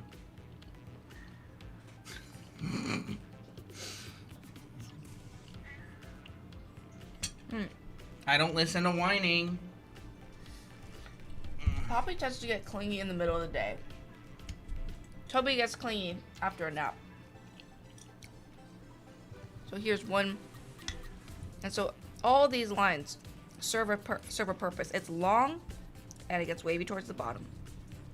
Multiple S curves make it really nice and flowy. Have it wrap around the head. And even the back of the head tends to be a lot simpler. So I would focus a lot on like, okay, which part of the hair do you think is most important? Is it the bottom part? Is it the back? Is it the front? For me, for the most part, anything that goes towards you in perspective tends to have more importance. So that's why I add more, cooler shapes, more interesting shapes, more dynamic lines. But towards the back, I keep it very simple because I want you to focus on the flow, the main flow. This is Toby after a nap. His hair is so cute, thank you. Can you do kimono Mimi cat ears? It's just cat ears, so. Oh my gosh. This is what he's like. Come up. You wanna come up? He's trying to get up now. He gets like this after the naps. Come up. You want up? You want up? The betrayal. Poppy came in. Look, she's right by the door. Oh, kitty. Ooh. He's gonna fall off. Kitty. Go in your nest. Kitty. She responds to kitty. Oh, he's going on his scratching post. Kitty. Oh, he loves that. I think Poppy heard Toby meowing and she decided to come in. Which drawing pen are you using? This is the Apple Pencil Pro. So whenever I shade hair, I really, in order to make it look not like a smudge, I think, what's my light, what's my dark, and I separate it. I don't add any streaks. What I even do is I'll just like draw in my highlights, and anytime when I'm drawing highlights, I keep these like really nice zigzaggy, asymmetrical shapes. Excuse me. And the reason is because hair has a lot of follicles, so you got a lot of, this is what hair looks like in a close-up. But when light hits on it, all these have like different heights and lengths, so it ends up looking like this. That's why hair has these kind of jagged, usually jagged shapes in the highlights, right? Sometimes you can make it smooth, but that's more of like personal preference. Actually, what I even do is... Kitty? This is not for you. Let me see. Yeah, what I even do is I just draw in my highlights, just like really roughly, and then I will determine how light or how dark my hair is. And I will just go in, big brush, and fill it in. No streakiness, just make sure that the whole texture is even. His greed sickens me. His greed sickens me. Quit it. Oh my gosh. Get out of here. So everything's very even. Here's my highlight. Here's where it goes into the dark. And anytime that you're rendering hair, think of it like ribbons. They're like compound cylinders. Ribbons tend to have a shiny side and a dark side. We actually cover this a lot I cover this a lot in our shading hair tutorial series and on YouTube, so you can even check that out if you want. So yeah, the reason why it looks like smudged lines is because you're smudging, you're softening a lot of edges, and you're not keeping your lights and your darks separate. You can always blend them later, but if you blend too much, then it starts looking smudgy. Alright, so this is how I can keep it still pretty shiny, but not too blurry. And then I can add in extra things like extra darker darks to separate some of the forms out. Like, I want this part to be in dark because it's in the back and no light's hitting it, and I want to separate out those parts. Mm-hmm. And also another thing is, the closer your this part is where your hair can get really juicy. You see that highlight? You can add an extra dark bit. Juicy. Contrast, but keep it very minimal, because if you add too much, it's just gonna destroy the values. So I would say keep the darkest part towards the highlights, and then everything else can like kind of gradually get into light and get into dark. So that makes it look extra shiny and really, really pretty. Now I find that this is actually too high contrast. So for black hair, I would not go super shiny unless there's a purpose. Unless like maybe the hair is wet, then I would make the highlights really, really shiny like this. So instead, for black hair, I would just tone down the highlights. Like June. Like June, yep. She's right here. Yep. Come on, sticker. Gimme. Oh my gosh. There it is. So June is a character of ours. She has black hair. And you'll notice that her highlights aren't pure white or super light. They're actually like a lighter bluish gray. And that is because I wanted to keep the values pretty constricted. If I started making this like really bright white, it's going to take away from her design. So that's exactly what I'm doing here. Now, if you take a look at my value structure, here's one value, here's another value, and here's a third value. It's basically just 3 values, maybe a fourth if you like count like the kind of slightly darker darks. My girl, yes. How'd you cut her coily hair or locks? Coily hair and locks is all about grouping. So like this one, Naomi here has locks, or well, like not locks, 4C but like hair. 4C hair. So you see that I didn't even add any detail. I just find a core shadow, and I added a tiny bit of texture in that shadow, just so like we can actually see the texture, right? Although for some reason the printer made her hair rainbow color. Yeah, it did. So like if I were to draw, those are failed sticker prints. Really coily hair is all about the silhouette and the core shadow, because the core shadow shows texture. So I'm just gonna color all this and make it kind of flat, I guess. I'll go in with the eraser. Hey, Miley. You know, you can make this texture whatever you want. You know, you can make it like very zigzaggy like a bush, or you can add more like denser curls if you want. But treating it like a ball or treating it like a main form, and then when you add in your core shadow, just randomize your lines. Like that. There, we can automatically see that there's texture involved. This is all about showing what kind of information, like just showing information, like how curly is the hair. You know, do you want to add like bits of gradation like this, stippling? Because coily hair is so fine that you don't see any of these individual strands everywhere. So a lot of it you have to depend on light and shadow, and oh yeah, that's good. And texture. So texture comes in from the silhouette and in the turning, or in the core shadow right here. And locks would kind of be a similar deal, but you would render them more like a cylinder, like a fuzzy cylinder. So like sometimes you'll see the fuzzy edges. It depends on what kind of locks you're talking about, because there's different kinds of locks.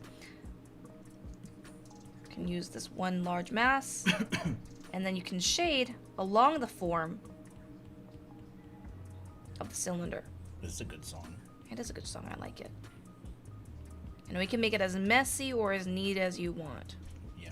So, yeah, Soft things don't like changing value very much. Yeah. Really fluffy things aren't rendered with super high contrast generally. Like certain things just don't like changing value. They just don't like getting really dark and really light when light is shining on them. So anything that's really soft, like locks or 4C hair, try to keep your values not super far apart from each other, because it's a dark object that's soft being lit. So it's dark, and then the shadows will be a little bit darker. Yeah.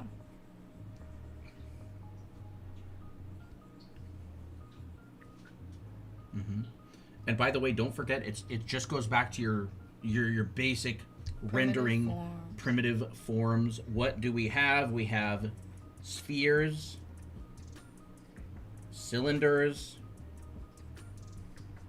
Boxes. yes, boxes, cones, these thingies, Triangular prisms. rectangular prisms. I don't know if it's a rectangular or I triangular. think a prism. triangular prism is like a pyramid. Oh, okay. And then I think this is a rectangular prism. But anyways, I'm no mathematician. But what do we get? You get a core shadow, right? When you're rendering a sphere, core shadow, shaded side. When you're rendering a cylinder, core shadow, shaded side. You can even put in a little turning edge. When you're rendering a box, we got side number 1, number 2, and number 3. When you're rendering a cone, Same thing as like a cylinder. yep, It's just with a point. same thing as a cylinder, just a point. And then this one is pretty problematic because you only have 2 sides, so There's a these never shadow look very side. good. You got to Yeah. be careful with them because you only have 2 sides. You don't have 3 sides to show. Turning edge. And so sometimes you have to have creative solutions when you want to render one of these rectangular prisms. But other than that, it all applies to this. So this one right here is actually closest to a sphere. That's why you get this core shadow.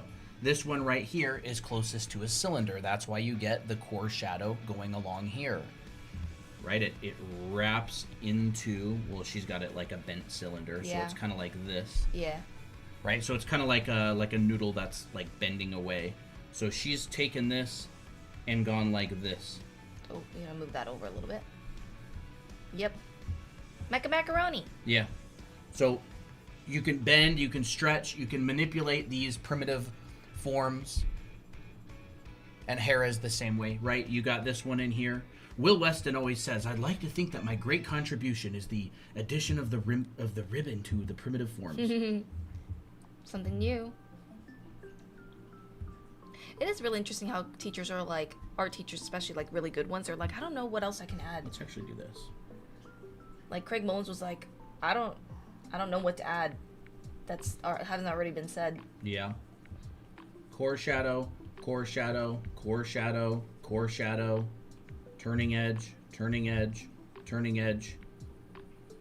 Shadow. A lot of it has to do with like a pattern. So like it's like light, dark, and a ribbon is basically just that. Yeah. And So- loose curls are like that. What are ribbons used for? A ribbon is how you render clothing. A ribbon is how you render long hair.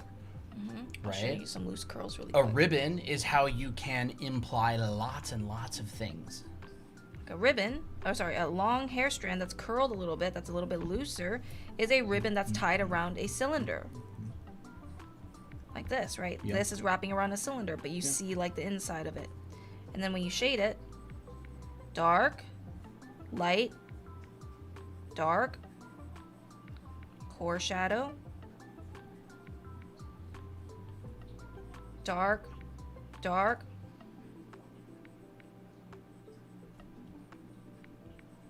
treating these like little mini cylinders. You know? And if you want, you can even add some texture in here if you want, but it's all the same thing.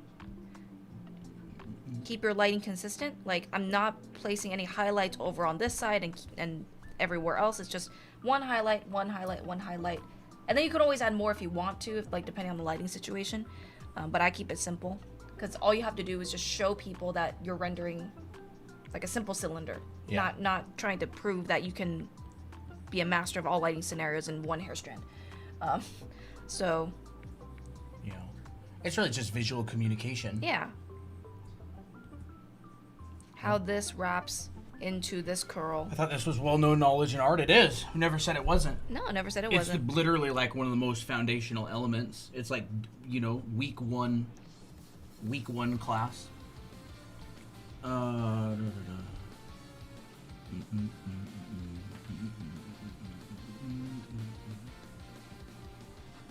Yeah, Toby headed out earlier. He was yelling and screaming and shouting and pouting and trying to steal my food, and then he's just like, okay, I'm bored.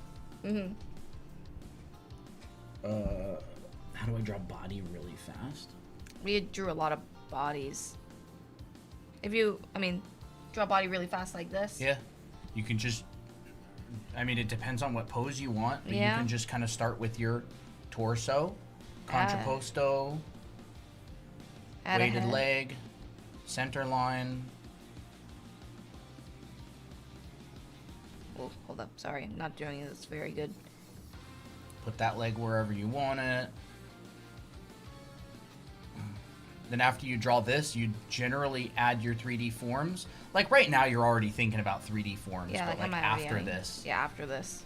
Like obviously the upper arm is going away and the lower arm is coming towards. Let me see.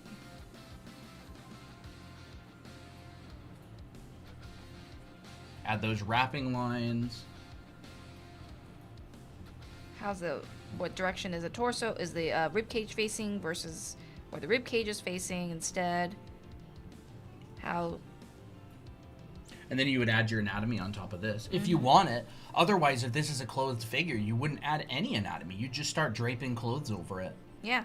You'd start adding your basic folds, whatever outfit this has. Maybe a maid outfit, or you're gonna do like a toga. I was gonna do toga, but I think a maid outfit's cute. But I already did a maid outfit, so. Fantasy weapons, axes, swords, and shields. It really comes down to design. I can show you a couple of examples of stuff that I've done in the past as far as some fantasy weapons go. Gladiator. Let's see. You guys think I talk weird? You guys think I talk weird? Every time I say something in a weird way, it immediately pops into my head. That clip of, who is it? Emiru? Emiru. You guys think I talk weird? And then there's like the whole chat's just like, Twitch accent, Twitch accent.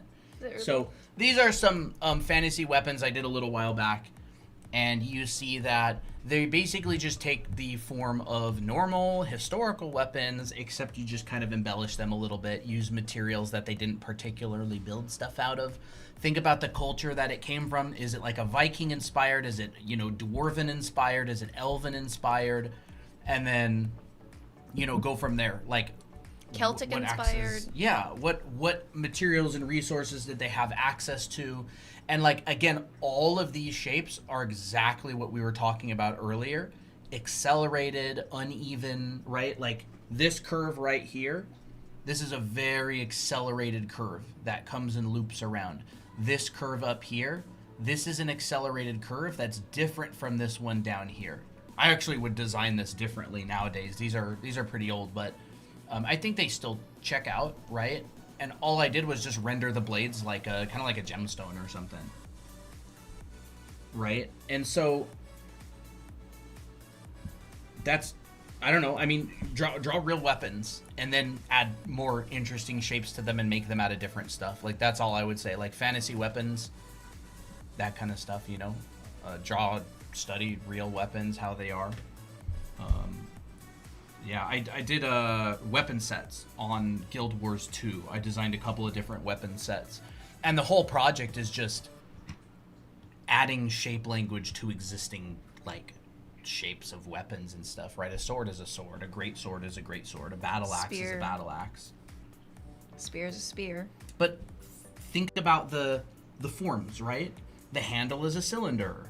The blade, you know, is a plane. It's a really Like tall spear. the blade of this sword right here, I'm just rendering it very simply. Or the blade of this axe, it's just like, right? I'm just thinking about like,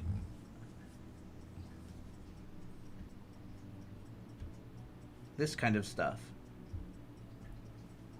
Hey, what is this? This is like a cross section of maybe the blade of the sword, Oh, okay. right? Badly drawn, but That's okay.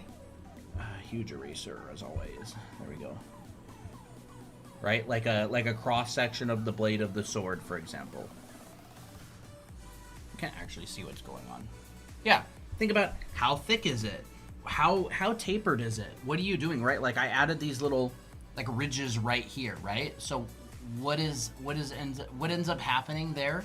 Like there's like a little bump, right? It's like a little, and the light catches on it, and I've embellished the light catching on that, and I've sort of added a little light white line work around it just so you can see it better. And there's not really much more to it than that. Yeah, Guild Wars 2.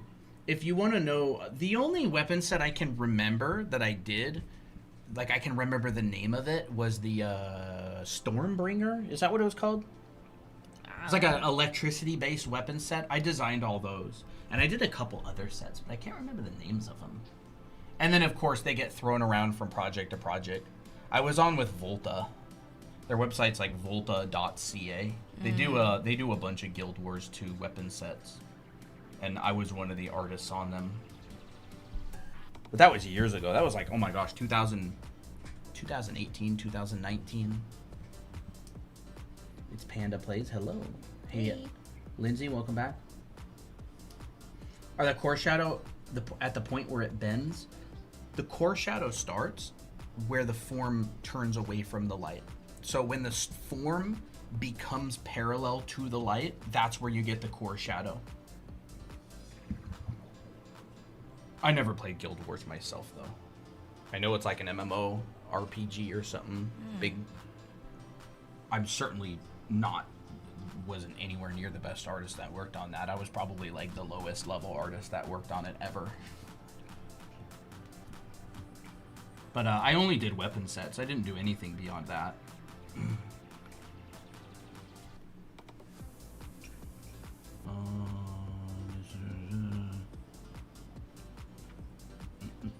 Sating poses.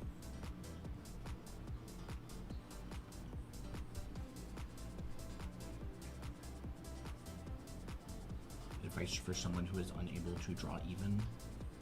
Who is unable to draw even, or who is unable to draw even? I don't know. Draw like evenly? I don't know what you mean by drawing evenly. I don't know.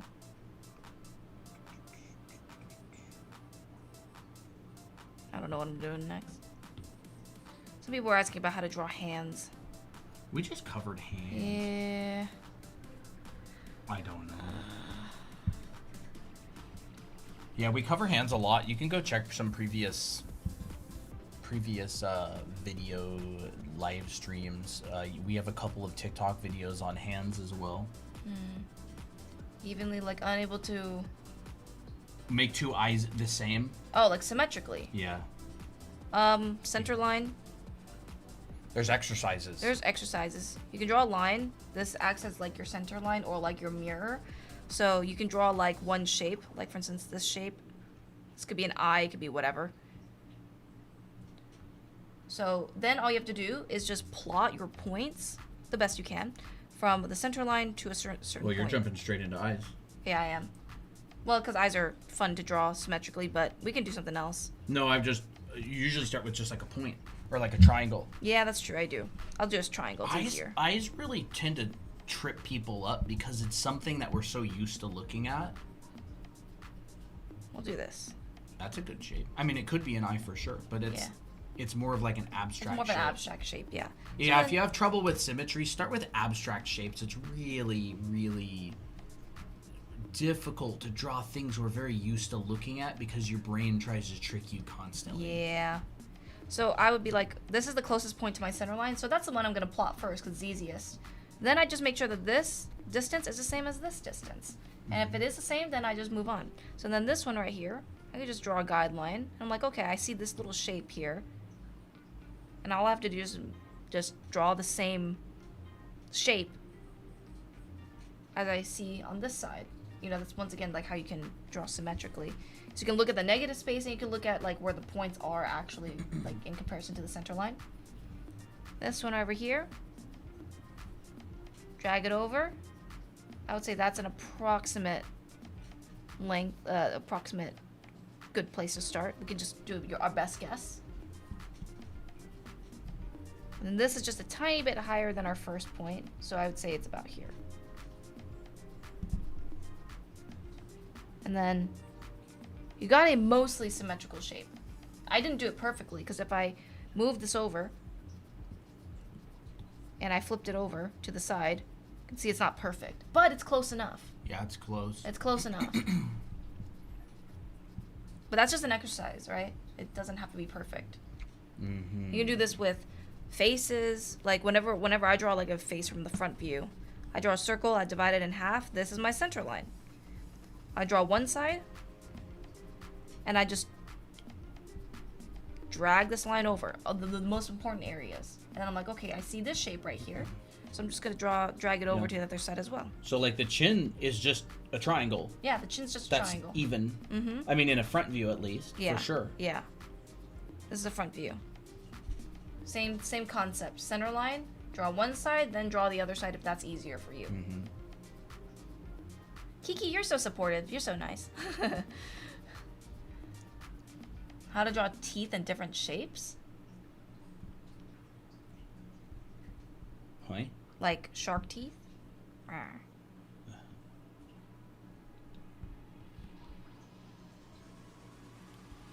Cat teeth are so interesting. They are. They got like these super tiny little baby teeth in the bottom, but then they got like these super sharp ones on the sides, like that. I don't even know how they chew. Like how do they do that? I heard that they actually don't chew; they just swallow. And then Applejack sure does, bro. They just use like these teeth to like tear off meat, and then just swallow it. Yeah. Hi, I love art. Wait, so 2 artists? Yes. Yep, we're 2 artists that teach. Yeah. Yeah. Oh, wait, it's like this. Okay, Oh. I'll do that. Wait, is it? How is it? I think it's like this. I haven't watched Dragon Ball in a while. There we go.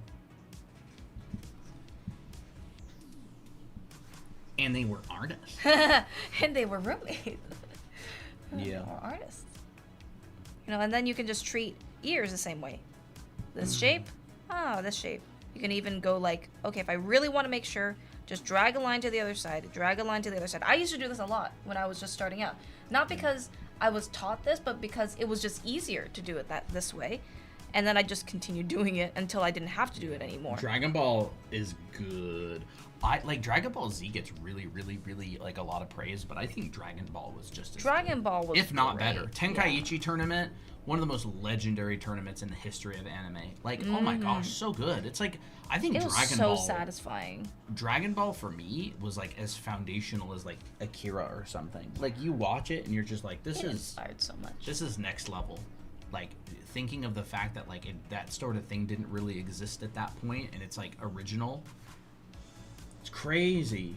We watched Dragon Ball the other year all the way through, and it's it's so good. So good. It was like kind of random Crazy. initially in the first few episodes, but then it like really started like getting the ball rolling towards the later episodes. It was really good.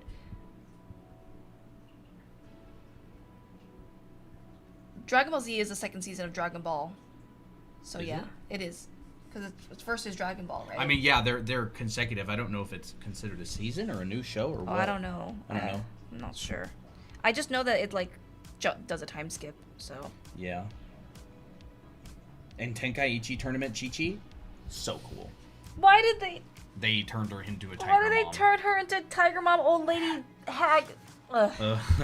So sad. She looks like me, and that's then I don't. No, she doesn't. She ended up looking like me, but yeah, no, Chi-Chi was so cute when she was like, "You told me that you'd marry me, wah, wah, wah," like that. The other year is a new phrase for me. How to draw heads for kids/babies. Well, lucky for you. We got a chibi head that actually works great for babies. Yes. Oh, I love these heads. Short chins. We'll be selling these sometime soon when we're actually happy with them. So look at the cranium of this head. It's so huge compared to like the chin. I would shorten Chin it. and snout. Chin and and stuff. snout and stuff. So like I would even go in if you're doing like anime babies. We need to make a chibi even like that. Yeah, we should. And with barely any. We could put like a little binky in its mouth. Oh, baby chat. Maybe we make a baby chat model. Ooh. That sounds fun. What do you guys think? Baby chat. Baby chat. We could have CHAT on it. That'd be cool. And we could print it out of blue PLA. Like baby blue, like sky blue. You're getting there. You're cooking up something. Oh, with the ribbon. Yeah. Oh, that's a good idea. What about the hair? The 3 strands of hair. You can't print that. That's smart. Actually head pats? Oh my gosh. Actually head pats. Wait, where's that baby head at? There it is down there. Like, oops. Like literal head pats, like a model that we printed. Oh, that's a good idea. We'll just do it for head pats even, like an actual. That's a good idea. Look. Bald. No. I need one hair.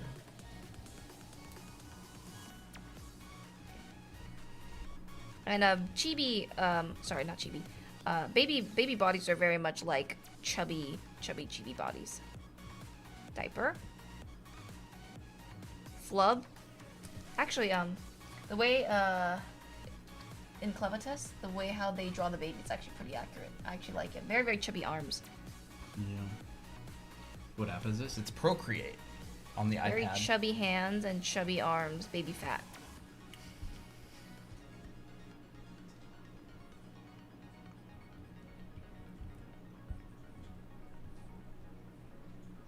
And then feet are non-existent. Because feet are too hard to draw. How about DKY? I can't draw male body in a 3/4 view right now. It looks so bad. Yeah, Miley, I know what you mean. I know what you Sometimes it mean. just doesn't work out. That's totally fine. You'll be able to do it. You've done it before. Manifest. Ew, the legs are going different directions.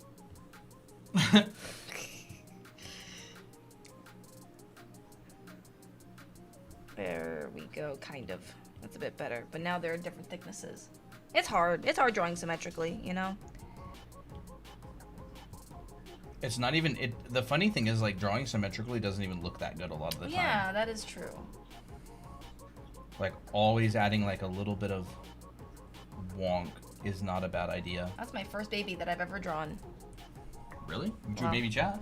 Yeah, but like a baby body, you know? Your Procreate zooms in more than mine. It's probably a lot bigger canvas. Yeah. This is a Look how 5,000. tiny this drawing is. This is a 5,000 by 6,000 pixel canvas. Mm-hmm. So it's probably pixel dimensions. Yeah, so ours is 5,000 by 6,000. But I know that some people are like, I can't use that because I can't do that many layers. Well, we only draw like on one layer anyways. Max There's literally 2 or 3. There's literally 2 layers on this entire. Okay, now there's one. Okay. Pixels. PX. Thanks, Kiki. You draw Goku. We don't generally do any fan art Nah, we don't. other than our own characters. Mm-hmm. Biased. Yeah, we're very biased. I got a tinkle. Tinkle. Yes. Eh. Our, Wow. Our chairs are always crossing over each other. Yeah. What iPad do you recommend for beginners? Any. It's not like one's more advanced than another.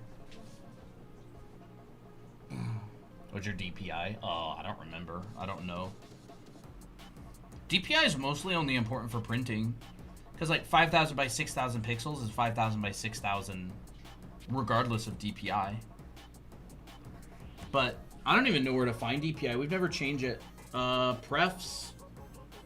I think it's probably in canvas information. Dimensions.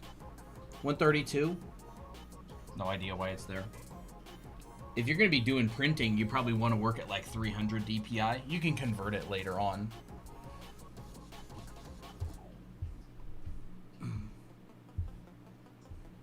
I mean, if you're working on a sheet, if you're like making a new canvas and you're going, oh, I want this 8 by 9 inches, then DPI is important.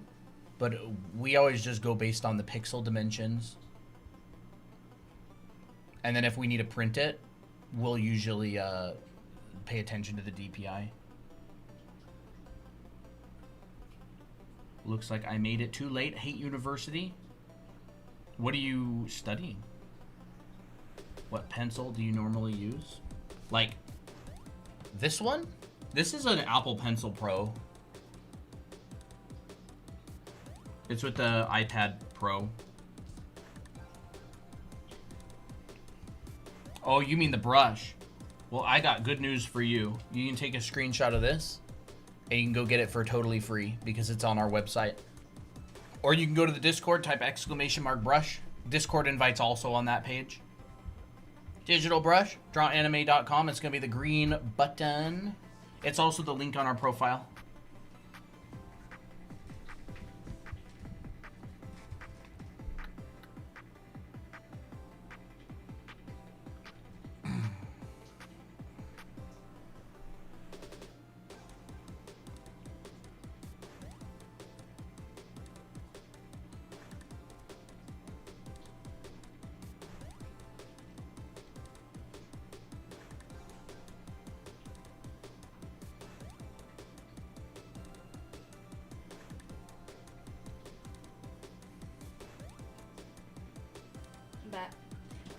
Welcome back.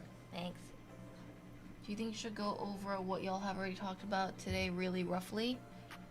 Nah. Oh, you can watch the whole thing on YouTube. We're live streaming there.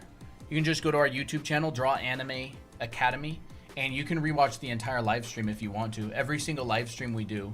We usually don't do like a recap at the end. We just end it. Yeah. There's just so much different stuff. I know. And it's all... This particular stream is one of our famous brain rot no topic streams where just we answer any questions that tend to come up. Mm-hmm.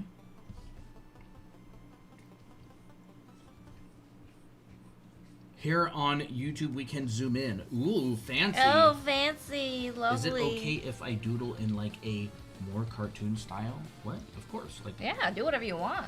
What? Yeah, absolutely. You can literally do anything you want. I think anyone that tells you don't do You could this. do it with a highlighter on a whiteboard. Like, yeah. I don't care. I think anyone that tells you like don't do this, never draw like this. I'm like, bro, it's free will. You can do whatever you want. We got so many people that draw in a cartoony style, and it's awesome. Yeah, it's great. Yeah. Well, like, you know, we'll be probably the first teachers to tell you that drawing anime isn't bad. I definitely had teachers that are like, never draw anime, only draw realistic. And I'm like, it's only because they don't really understand that anime also includes the fundamentals. They think it's like some kind of thing that doesn't require fundamentals for some reason, but it clearly does. Any teacher that doesn't, that is like, oh, don't draw anime, I would be very skeptical of having them as a teacher because they don't, it seems to me like they wouldn't have nuance to understanding stuff. Yeah. Like, I think that a really good teacher would have anime with an asterisk. Yes. Anime with an asterisk. A little disclaimer, like Will Weston, for example. I was drawing a little bit of anime in one of his classes, and he was like, oh, like, it's totally fine that you're drawing anime. Like, you do have to understand that if you want to get hired as an artist, there isn't really an anime industry here in the States, so you're going to have a really hard time getting hired. Mm-hmm. But totally fine if you're just doing it for fun and you don't want to get hired, just so you're not disappointed when you practice drawing anime for a long time and then you can't find a job. Mm-hmm. Like, that's the asterisk, that right? Is the asterisk, Nothing wrong with drawing anime. If you live in the States, there is no anime industry. Yeah. So you're not going to get hired as an anime, anime artist. Yeah, unless you make your own anime, literally. Yeah. Which is a whole multi-skill Or unless thing. you make like your business about anime, which is something that we've done. Yeah, like there's sneaky ways that you can make a living off of drawing anime. Yeah. There's a lot of YouTubers out there who make a living off of animation by having like an animation YouTube channel and stuff. Mm-hmm. If you're absolutely determined to do something, you can usually find a way to do it. Yeah, where there's a will, there's a way. It is true, though, honestly. Awesome. The eye technique, nice. Yeah, I'm so glad that helped. I think I came up with that technique. You did, and then I just took it. I was like, what's an easier way to draw eyes? Like, how would I break it down simply? What he drawn? This is an iPad Pro 13-inch. But you can kind of use anything, like, as long as you got a drawing program and a pen with pen pressure, you're good. Honestly, I used to think that people only drew well because they had a good program, but that actually wasn't the case at all. Bro, I know, right? Oh my gosh. What's the secret? What's the secret? What's the secret program to use? What's the secret brush to use? There's no secret. No. Like, yes, a brush, like, when used with the right person or with the right hands, can look beautiful. Like, a professional, a really good professional artist can literally take a hard, round brush and make it look like the best brush on earth. Yeah, the hard round is a good brush, too. It is a good brush, too. But it's not really the program that makes you good at art, it's the practice. Nah, we don't do any animation. Nah, we don't.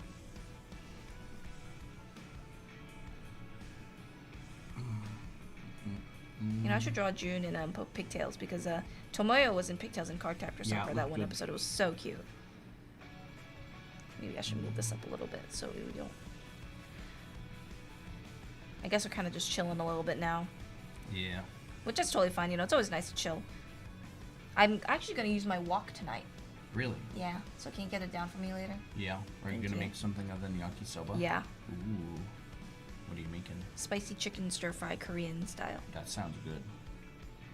Spicy chicken. Spicy chicken.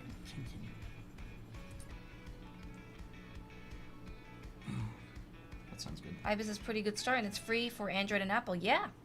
A lot of people use Ibis for just free stuff.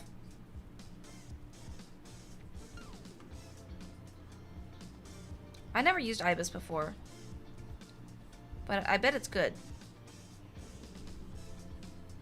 I need to build Visual Library, bro. I'm gonna start spending some time on streams just drawing in this sketchbook to build Visual Library. It's a good idea.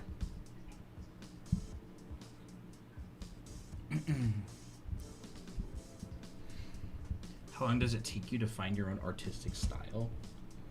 I mean, your style just develops based on your own influences and inspirations.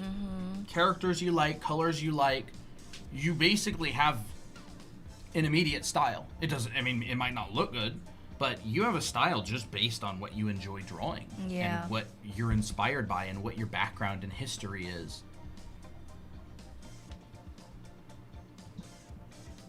But a style is a series of levers that you can pull. It's like a series of dials. The better you know foundation, the more you can choose your style just based on what levers and what dials you pull. Yeah. Like, I could go color theory. I could go super hard into the limited palettes, or I could go very colorful and use all of the colors. Value. I could go 100% of my value range, white to black, or I could constrict it. I could go, I'm going to be an artist that does low-key art. And I'm going to use simultaneous contrast of color, and I'm going to use really thick line work, and I'm going to make so my core shadows are not very soft. And all of my edges that are in the shadows are going to be lost edges. That would be a style. Like, if I talked to like a professional artist and I told them about that, they would be able to make an artwork with that style basically just by hearing about it. They're like, okay, well, I'm going to make a low-key piece of art, and it's going to use a constricted value range, and it's only going to use these colors, and all of my edges in the shadow are going to be lost edges, which means that they're going to be very close in value. So, like, again, the more you study and learn, the more freedom you have over your style. However, you have a style right out the gate. It's just who inspires you, what inspires you, what type of brush do you like to use, what type of edges do you like to use, how thick is the brush you're drawing with. Like, that's all That all contributes to your style. It's impossible not to have a style. That is so true, though.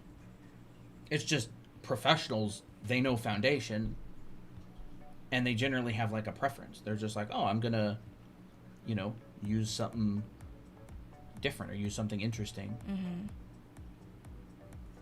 I'm doing something interesting because I feel like it.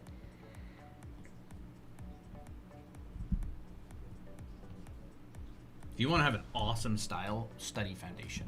Yeah. It gives you control of those levers.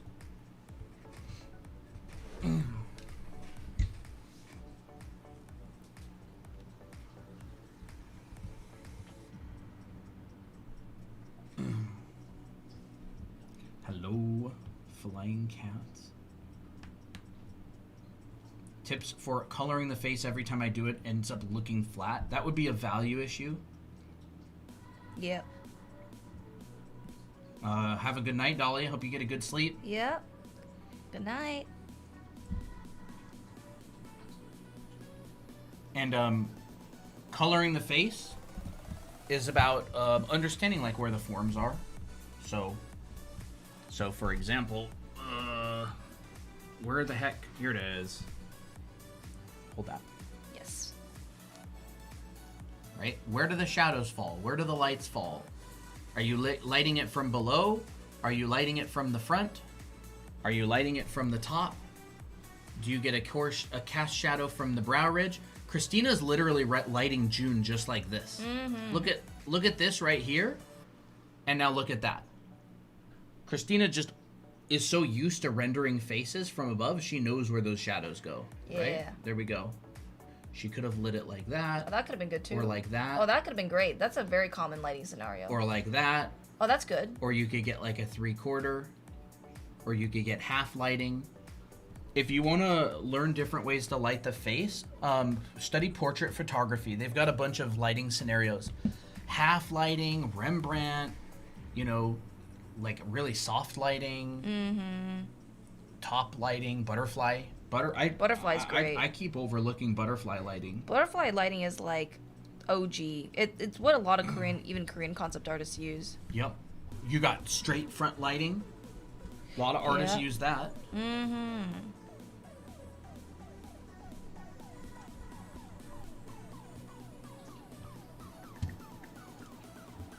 That's a cute dress, maid dress. Oh, that is a cute maid dress.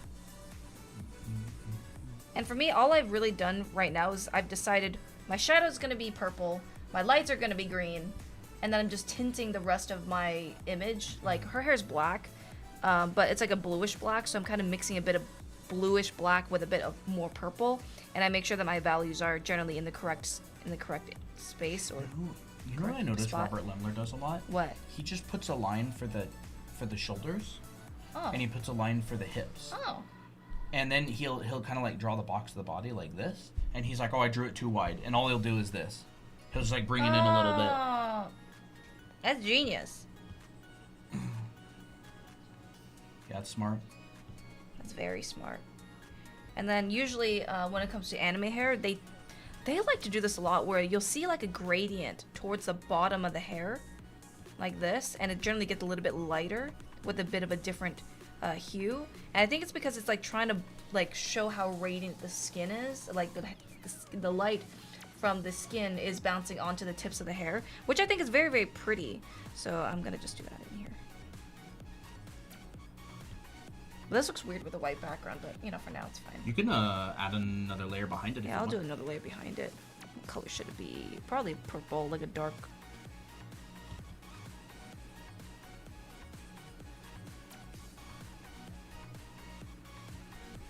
Let me see. Does this work? Ooh, yeah.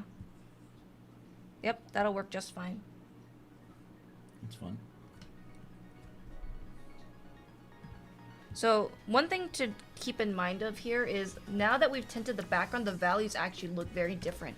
So if I had it on a white background, this feels very dark. But now that we have it on a dark background, this feels very radiant and very light. Interesting how that works, huh? Oops.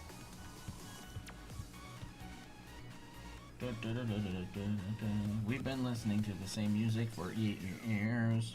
We have. It somehow doesn't really get that tiring though. Holy moly, bro. Well, I think Maddie's pretty tired of it. Yeah. Whatever.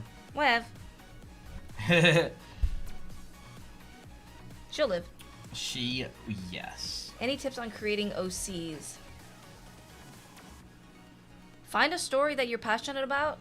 I don't know. Like, there's multiple ways to create an OC. There's a way that you can create an OC by just mashing a bunch of ideas together and just trying things. Like, another is... let me think. It's a hard question to answer sometimes because there's just multiple ways to do it. The way how I like to create OCs is I'll just kind of draw like a general vision of what I'm drawing, and I'll just draw like some variations, like, oh, I want to try this hairstyle on this face, or that hairstyle on this other type of face.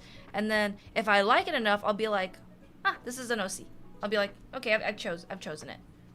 I've chosen that this one will be an OC, and I'll just like continue making decisions on it later on. Thank you very much for the classes. You're welcome.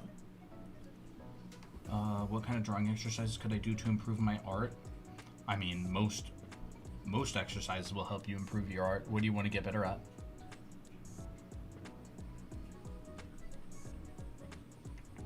The way how we created our characters for Dry Anime Academy was we looked up we thought of different vibes for each character, right? So we originally had Miko, and the inspiration for Miko, we originally were just gonna have her as a mascot, as a one-time mascot for our book, but then it ended up turning into something bigger.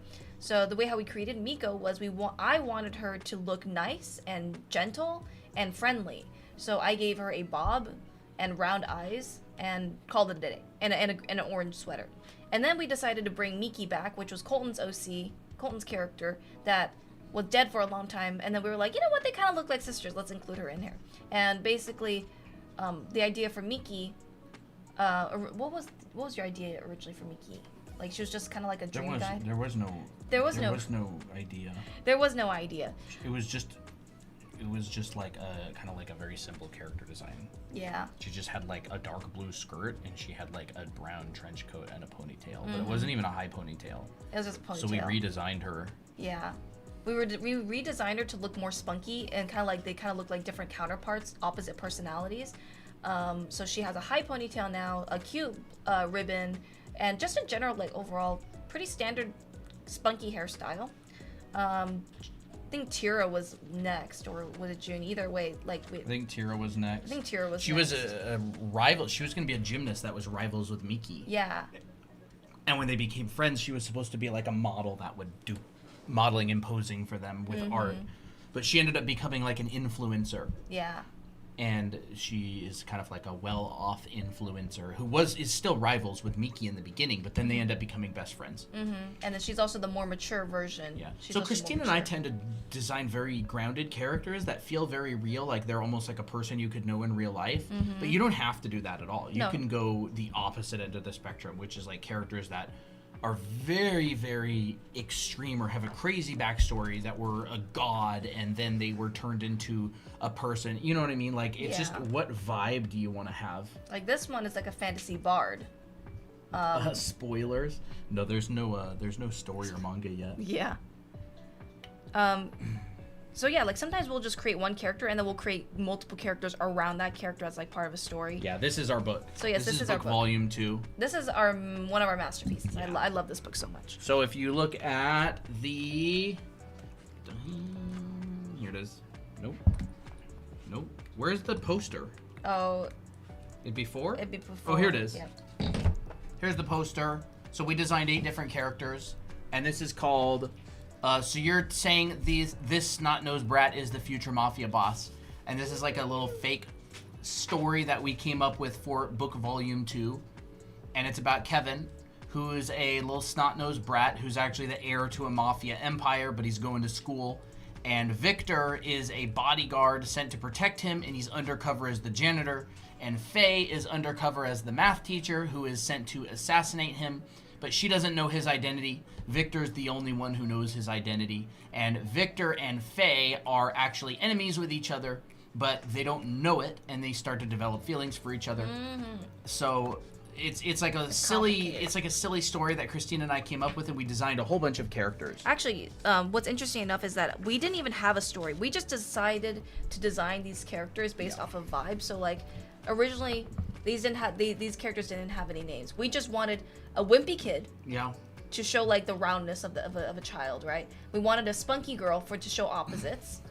We wanted a manly man, and then kind of like the Femme fatale. Femme fatale part 2, which is more like a motherly type and one. then Juliet is the principal who's undercovers working for the government to stomp out gang activity, Yakuza activity. Simeon is the creepy school nurse who is maybe even an alien or something. I don't know. You'll have to find out. You'll have to read and find out. And then we decided to design two kind of like your average anime guy and girl. And then afterwards, we were like, you know what? These designs are like interesting enough that we might as well connect them all together. So then we decided to create the story. So yeah, that's kind of how they were created. So it kind of just started off with an idea, a general idea, and then we turn it into something. So that's why there's like so many different ways to make OCs. And then every single character has 2 versions. Yeah. So here's Kevin's final design. Right? Here's Candy's final design. The bully. Here's Victor's final design. So they all have the very, very different shape language to them. Very different stories. Juliet. I love Juliet's skirt. Simeon. Maya. Nick. And there's a bunch of other character designs in the book that they're not connected to this story, but there's a lot of examples of like body types and all kinds of stuff. And facial types and expressions and all kinds of stuff. And every single chapter has got a little illustration as well. I love this book so much. Yeah, I love this. Stretch and bend. Okay. Yeah. We didn't talk about plumb line. No. We should have had like a little. We didn't know about the plumb line. Yeah. Well, we do have like balance, right? Do we have like making sure a pose doesn't fall over? Maybe talk about that a little bit. Yeah, kinda. Kind of. This is more about like the about to pose. Yeah. Pushing poses. This book has a lot of great stuff. A lot of great stuff. We try to cram everything into the page. Book name. Anime Academy, How to Draw Characters. This is our book.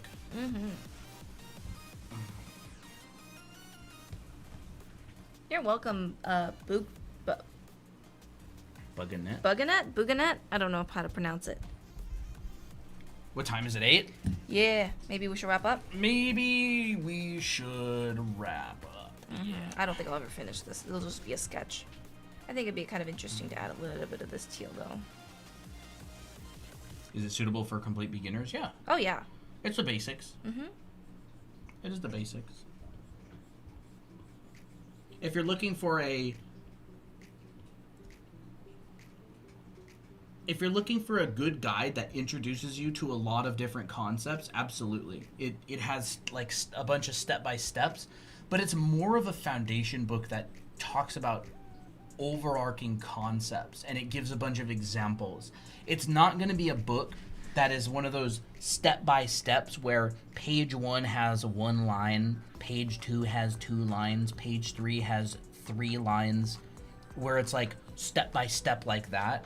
We don't waste a lot of time with that sort of thing. We teach more like a beginner would learn academically in like an art school. So you'd be introduced to concepts with practice assignments that are absolutely suitable for a beginner. But it's not like a lot of how to draw books, which are just like, here's how I drew this illustration, starting with the first line. We don't teach like that. We teach more like, if we were to have a process, it would be like, here's how to start and here's how to finish.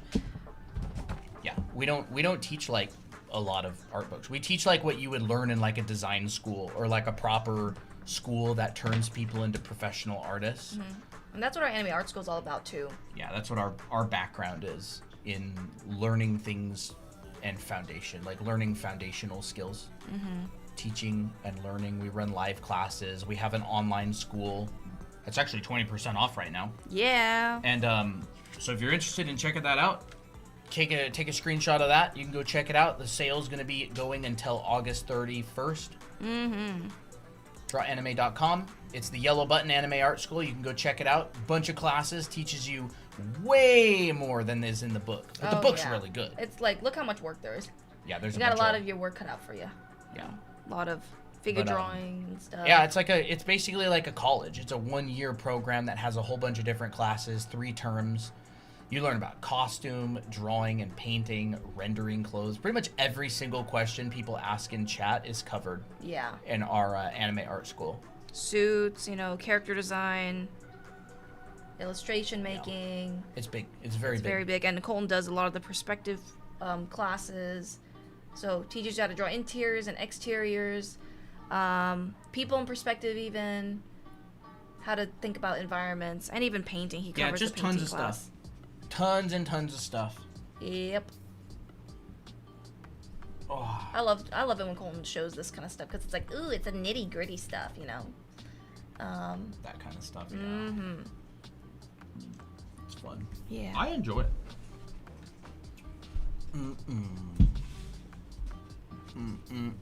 Remember the first time where we found out that Toby has dookie foot? We were like, oh no. Oh no. Now it's like almost every day. Except today. He didn't have it today. Where is that little munchkin? He was a little butthead earlier, but... No booty butthead? Lead on my pencil. I always do that. Set my pencil down. You just hit the tip of it on accident. Cooked. Toby. Toby Dookie Foot.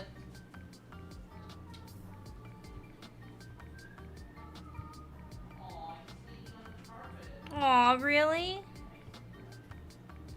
That's cute.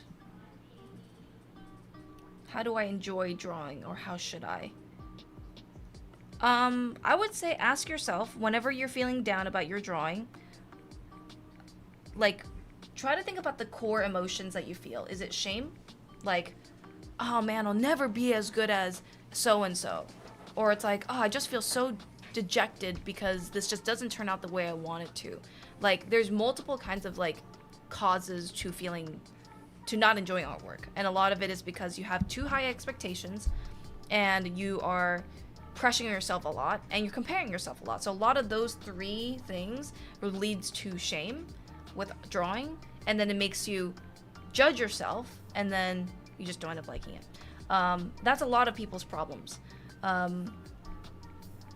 For some people, they don't like it because it's very hard, and that's totally common. Like, drawing is hard, and a lot of it has to do with like boring work. But I find that, to me, the way how I enjoy practice more is I'll think about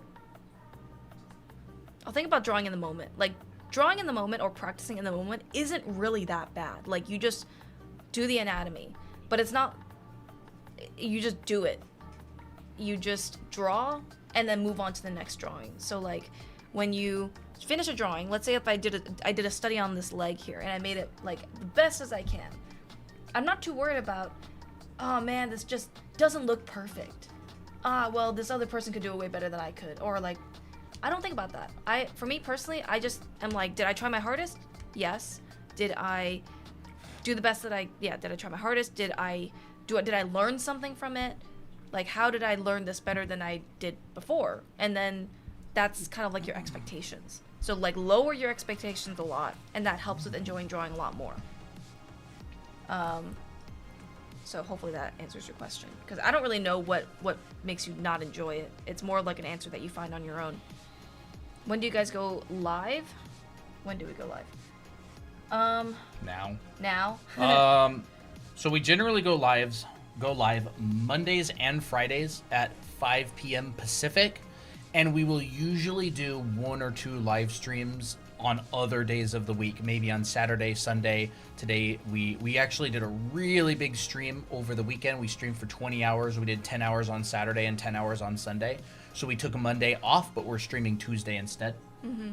So generally speaking, If we're doing a really big long stream, we'll go live at 11 a.m. Pacific. If we're doing just a normal stream, we will usually go live 5, 6, 7, 8 Later p.m. in the evening. Pacific. Pretty much we always go live Mondays and Fridays. By the way, everybody, our last oil painting class is tomorrow, which means that we're going to probably start streaming on Wednesdays again. Yeah. But we go live plenty of times during the week. We're actually going to be doing a 10-hour long live stream Saturday, August 30th. We will be live all day long and having a lot of fun. We're going to be doing challenges and having art shows and all kinds of stuff just like over the weekend. So if anybody was there over the weekend, that's going to be a lot of fun. Yeah. So the challenge over the weekend was on Sunday was Coffee Mafia, where people in the community designed characters that were coffee-inspired mafia characters. And 52 people, as far as I know, joined. I didn't count them. Someone told me 52 people joined. And we had a really fun art show at the very end of stream. Yeah. And we're going to do that again. Ooh, that's kind of cool. On, what's it, the 30th? August 30th? Saturday. And that's going to be the last weekend that the Anime Art School 20% off sale is going on.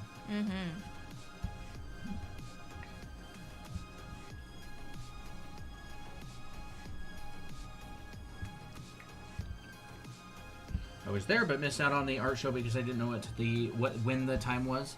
Yeah, it was on hour 9. We kind of said that pretty much every 15 minutes the entire stream, maybe even like 5 minutes. That's great. So I posted old. I got so invested in the characters I made. They're all getting character sheets. Yes, but there is going to be another art show and prompt and challenge on the August 30th, the 10-hour stream. It's going to be a lot of fun. Yeah.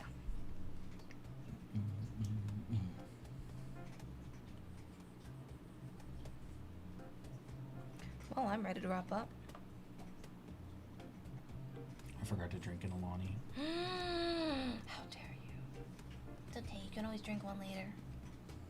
When do we announce the prompts? We are going to announce them at the beginning of stream, and we're going to just talk about them the entire stream. Yeah. So it's like a during stream challenge that gets announced, and you have the 10 hours to do it. So you're not going to make them during the week. You'll make them during stream. Because it's more interesting with the time crunch. Yeah. But not everybody, of course, will be able to do it. Yeah. Just because not everybody has a Saturday free to draw. But that's totally fine. It's just how we're running challenges right now. Honestly, I think it was super fun. I thought it was really fun, too. Everybody who participated in challenges, what did you think? Did you like it? I thought it was so fun. I really enjoyed it, too. And then there's going to be a channel in the Discord server that exists that is going to have the prompt in it, and then the channel's going to get unlocked so you can post it, and then we'll do the show. It was fun. I really enjoyed it. It was, man, there's such creative designs. I know. And I love that like time crunch. We're literally just tricking people into practicing. Yeah. And we're tricking people into designing within like a spec, and we're tricking people to make characters within like a specific time frame as well. It's kind of crazy. Chat has no idea that we're just tricking them into doing homework. I mean, what? You didn't hear that from me. You didn't? What? I don't even know. What are you talking about? Do I have to learn 3D to draw anatomy, or can I just learn 2D shapes and build on them to make the body look 3D? Because I find it easier to do it in 2D. I'm still trying to figure it out. I'm not sure what you mean exactly. Do you mean like drawing in 3D, like drawing with 3D forms? Do you mean that? Wouldn't either of those methods require you to draw in 3D? Like, I don't see how either of those are different.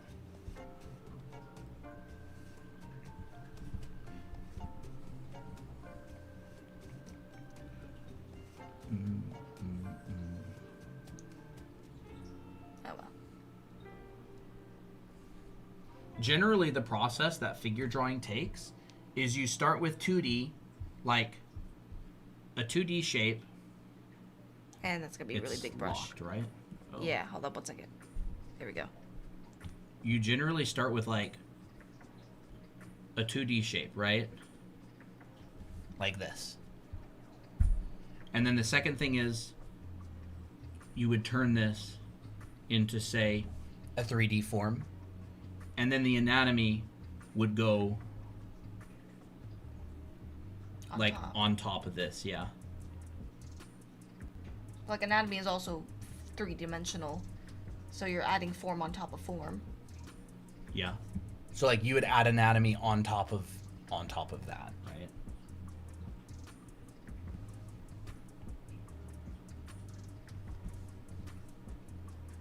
So I would not recommend adding anatomy on top of this because it's actually going to make your job a lot harder, because is the cylinder going that way or is the cylinder coming this way? You're going to have to do that at the same exact time that you're also doing anatomy, so it's going to make it like 2 or 3 times harder. Starting with flat shapes, adding 3D, and then adding the muscles on top of that, because this basically just gives you like a little starting point, right?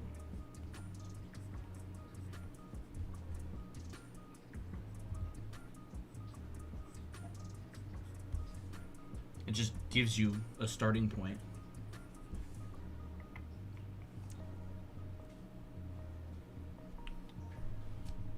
But if you're adding anatomy on top of 2-dimensional shapes, it's going to be way, way, way harder. Because, like, anatomy isn't a 2-dimensional thing. Anatomy is a 3-dimensional thing. Like, your bicep, it's not a 2D shape. It's 3D. So you have to put it on top of something in 3D. Or else it's going to make it very hard. I would recommend go check out Michael Hampton's YouTube channel. He's an anatomy teacher. He teaches some really good classes. He had a lot of free content. We also have some content on our channel about drawing bodies and stuff like that. Art is very process driven. It's like building up. It's almost like cooking. Building a flavor. Yeah. Have a flavor base. Cooking and like, right? Like you would never add pasta to a dish if you haven't boiled the pasta already. Yeah. It's like there's sequential things that you need to do beforehand, because otherwise it won't really work. Do we have hand tutorial? Yeah, we got a couple of them on TikTok. You can go check our videos. Well, maybe we will wrap up. We've been live about 3 hours. We're probably going to be going live either on Thursday or Friday. We have class tomorrow. So I think we will, how can I draw symmetrical eyes? That was covered earlier in stream. You can rewind. It was during this part right here. And we also have a video on it too. How to draw both eyes at any angle. That's the video. Yep. Video on it on our YouTube channel as well. All right, JD, thank you. Well, everybody, have a great night. That was fun. That was a fun stream. That was fun stuff. Thank you, you too, Kiki. And yeah, have a good night, everybody. Thanks for hanging out. I never actually did see how YouTube was doing. 40. Oh, not bad. Yeah. All right. Bye-bye. Have a good night. See you on either Thursday or Friday. Bye. Bye-bye. And don't forget about Anime Art School. 20% off. 20% off. 20% off. Take a screenshot. Take a screenshot of that if you're interested. All right. Bye-bye, everybody. Let's end TikTok first. Yeah.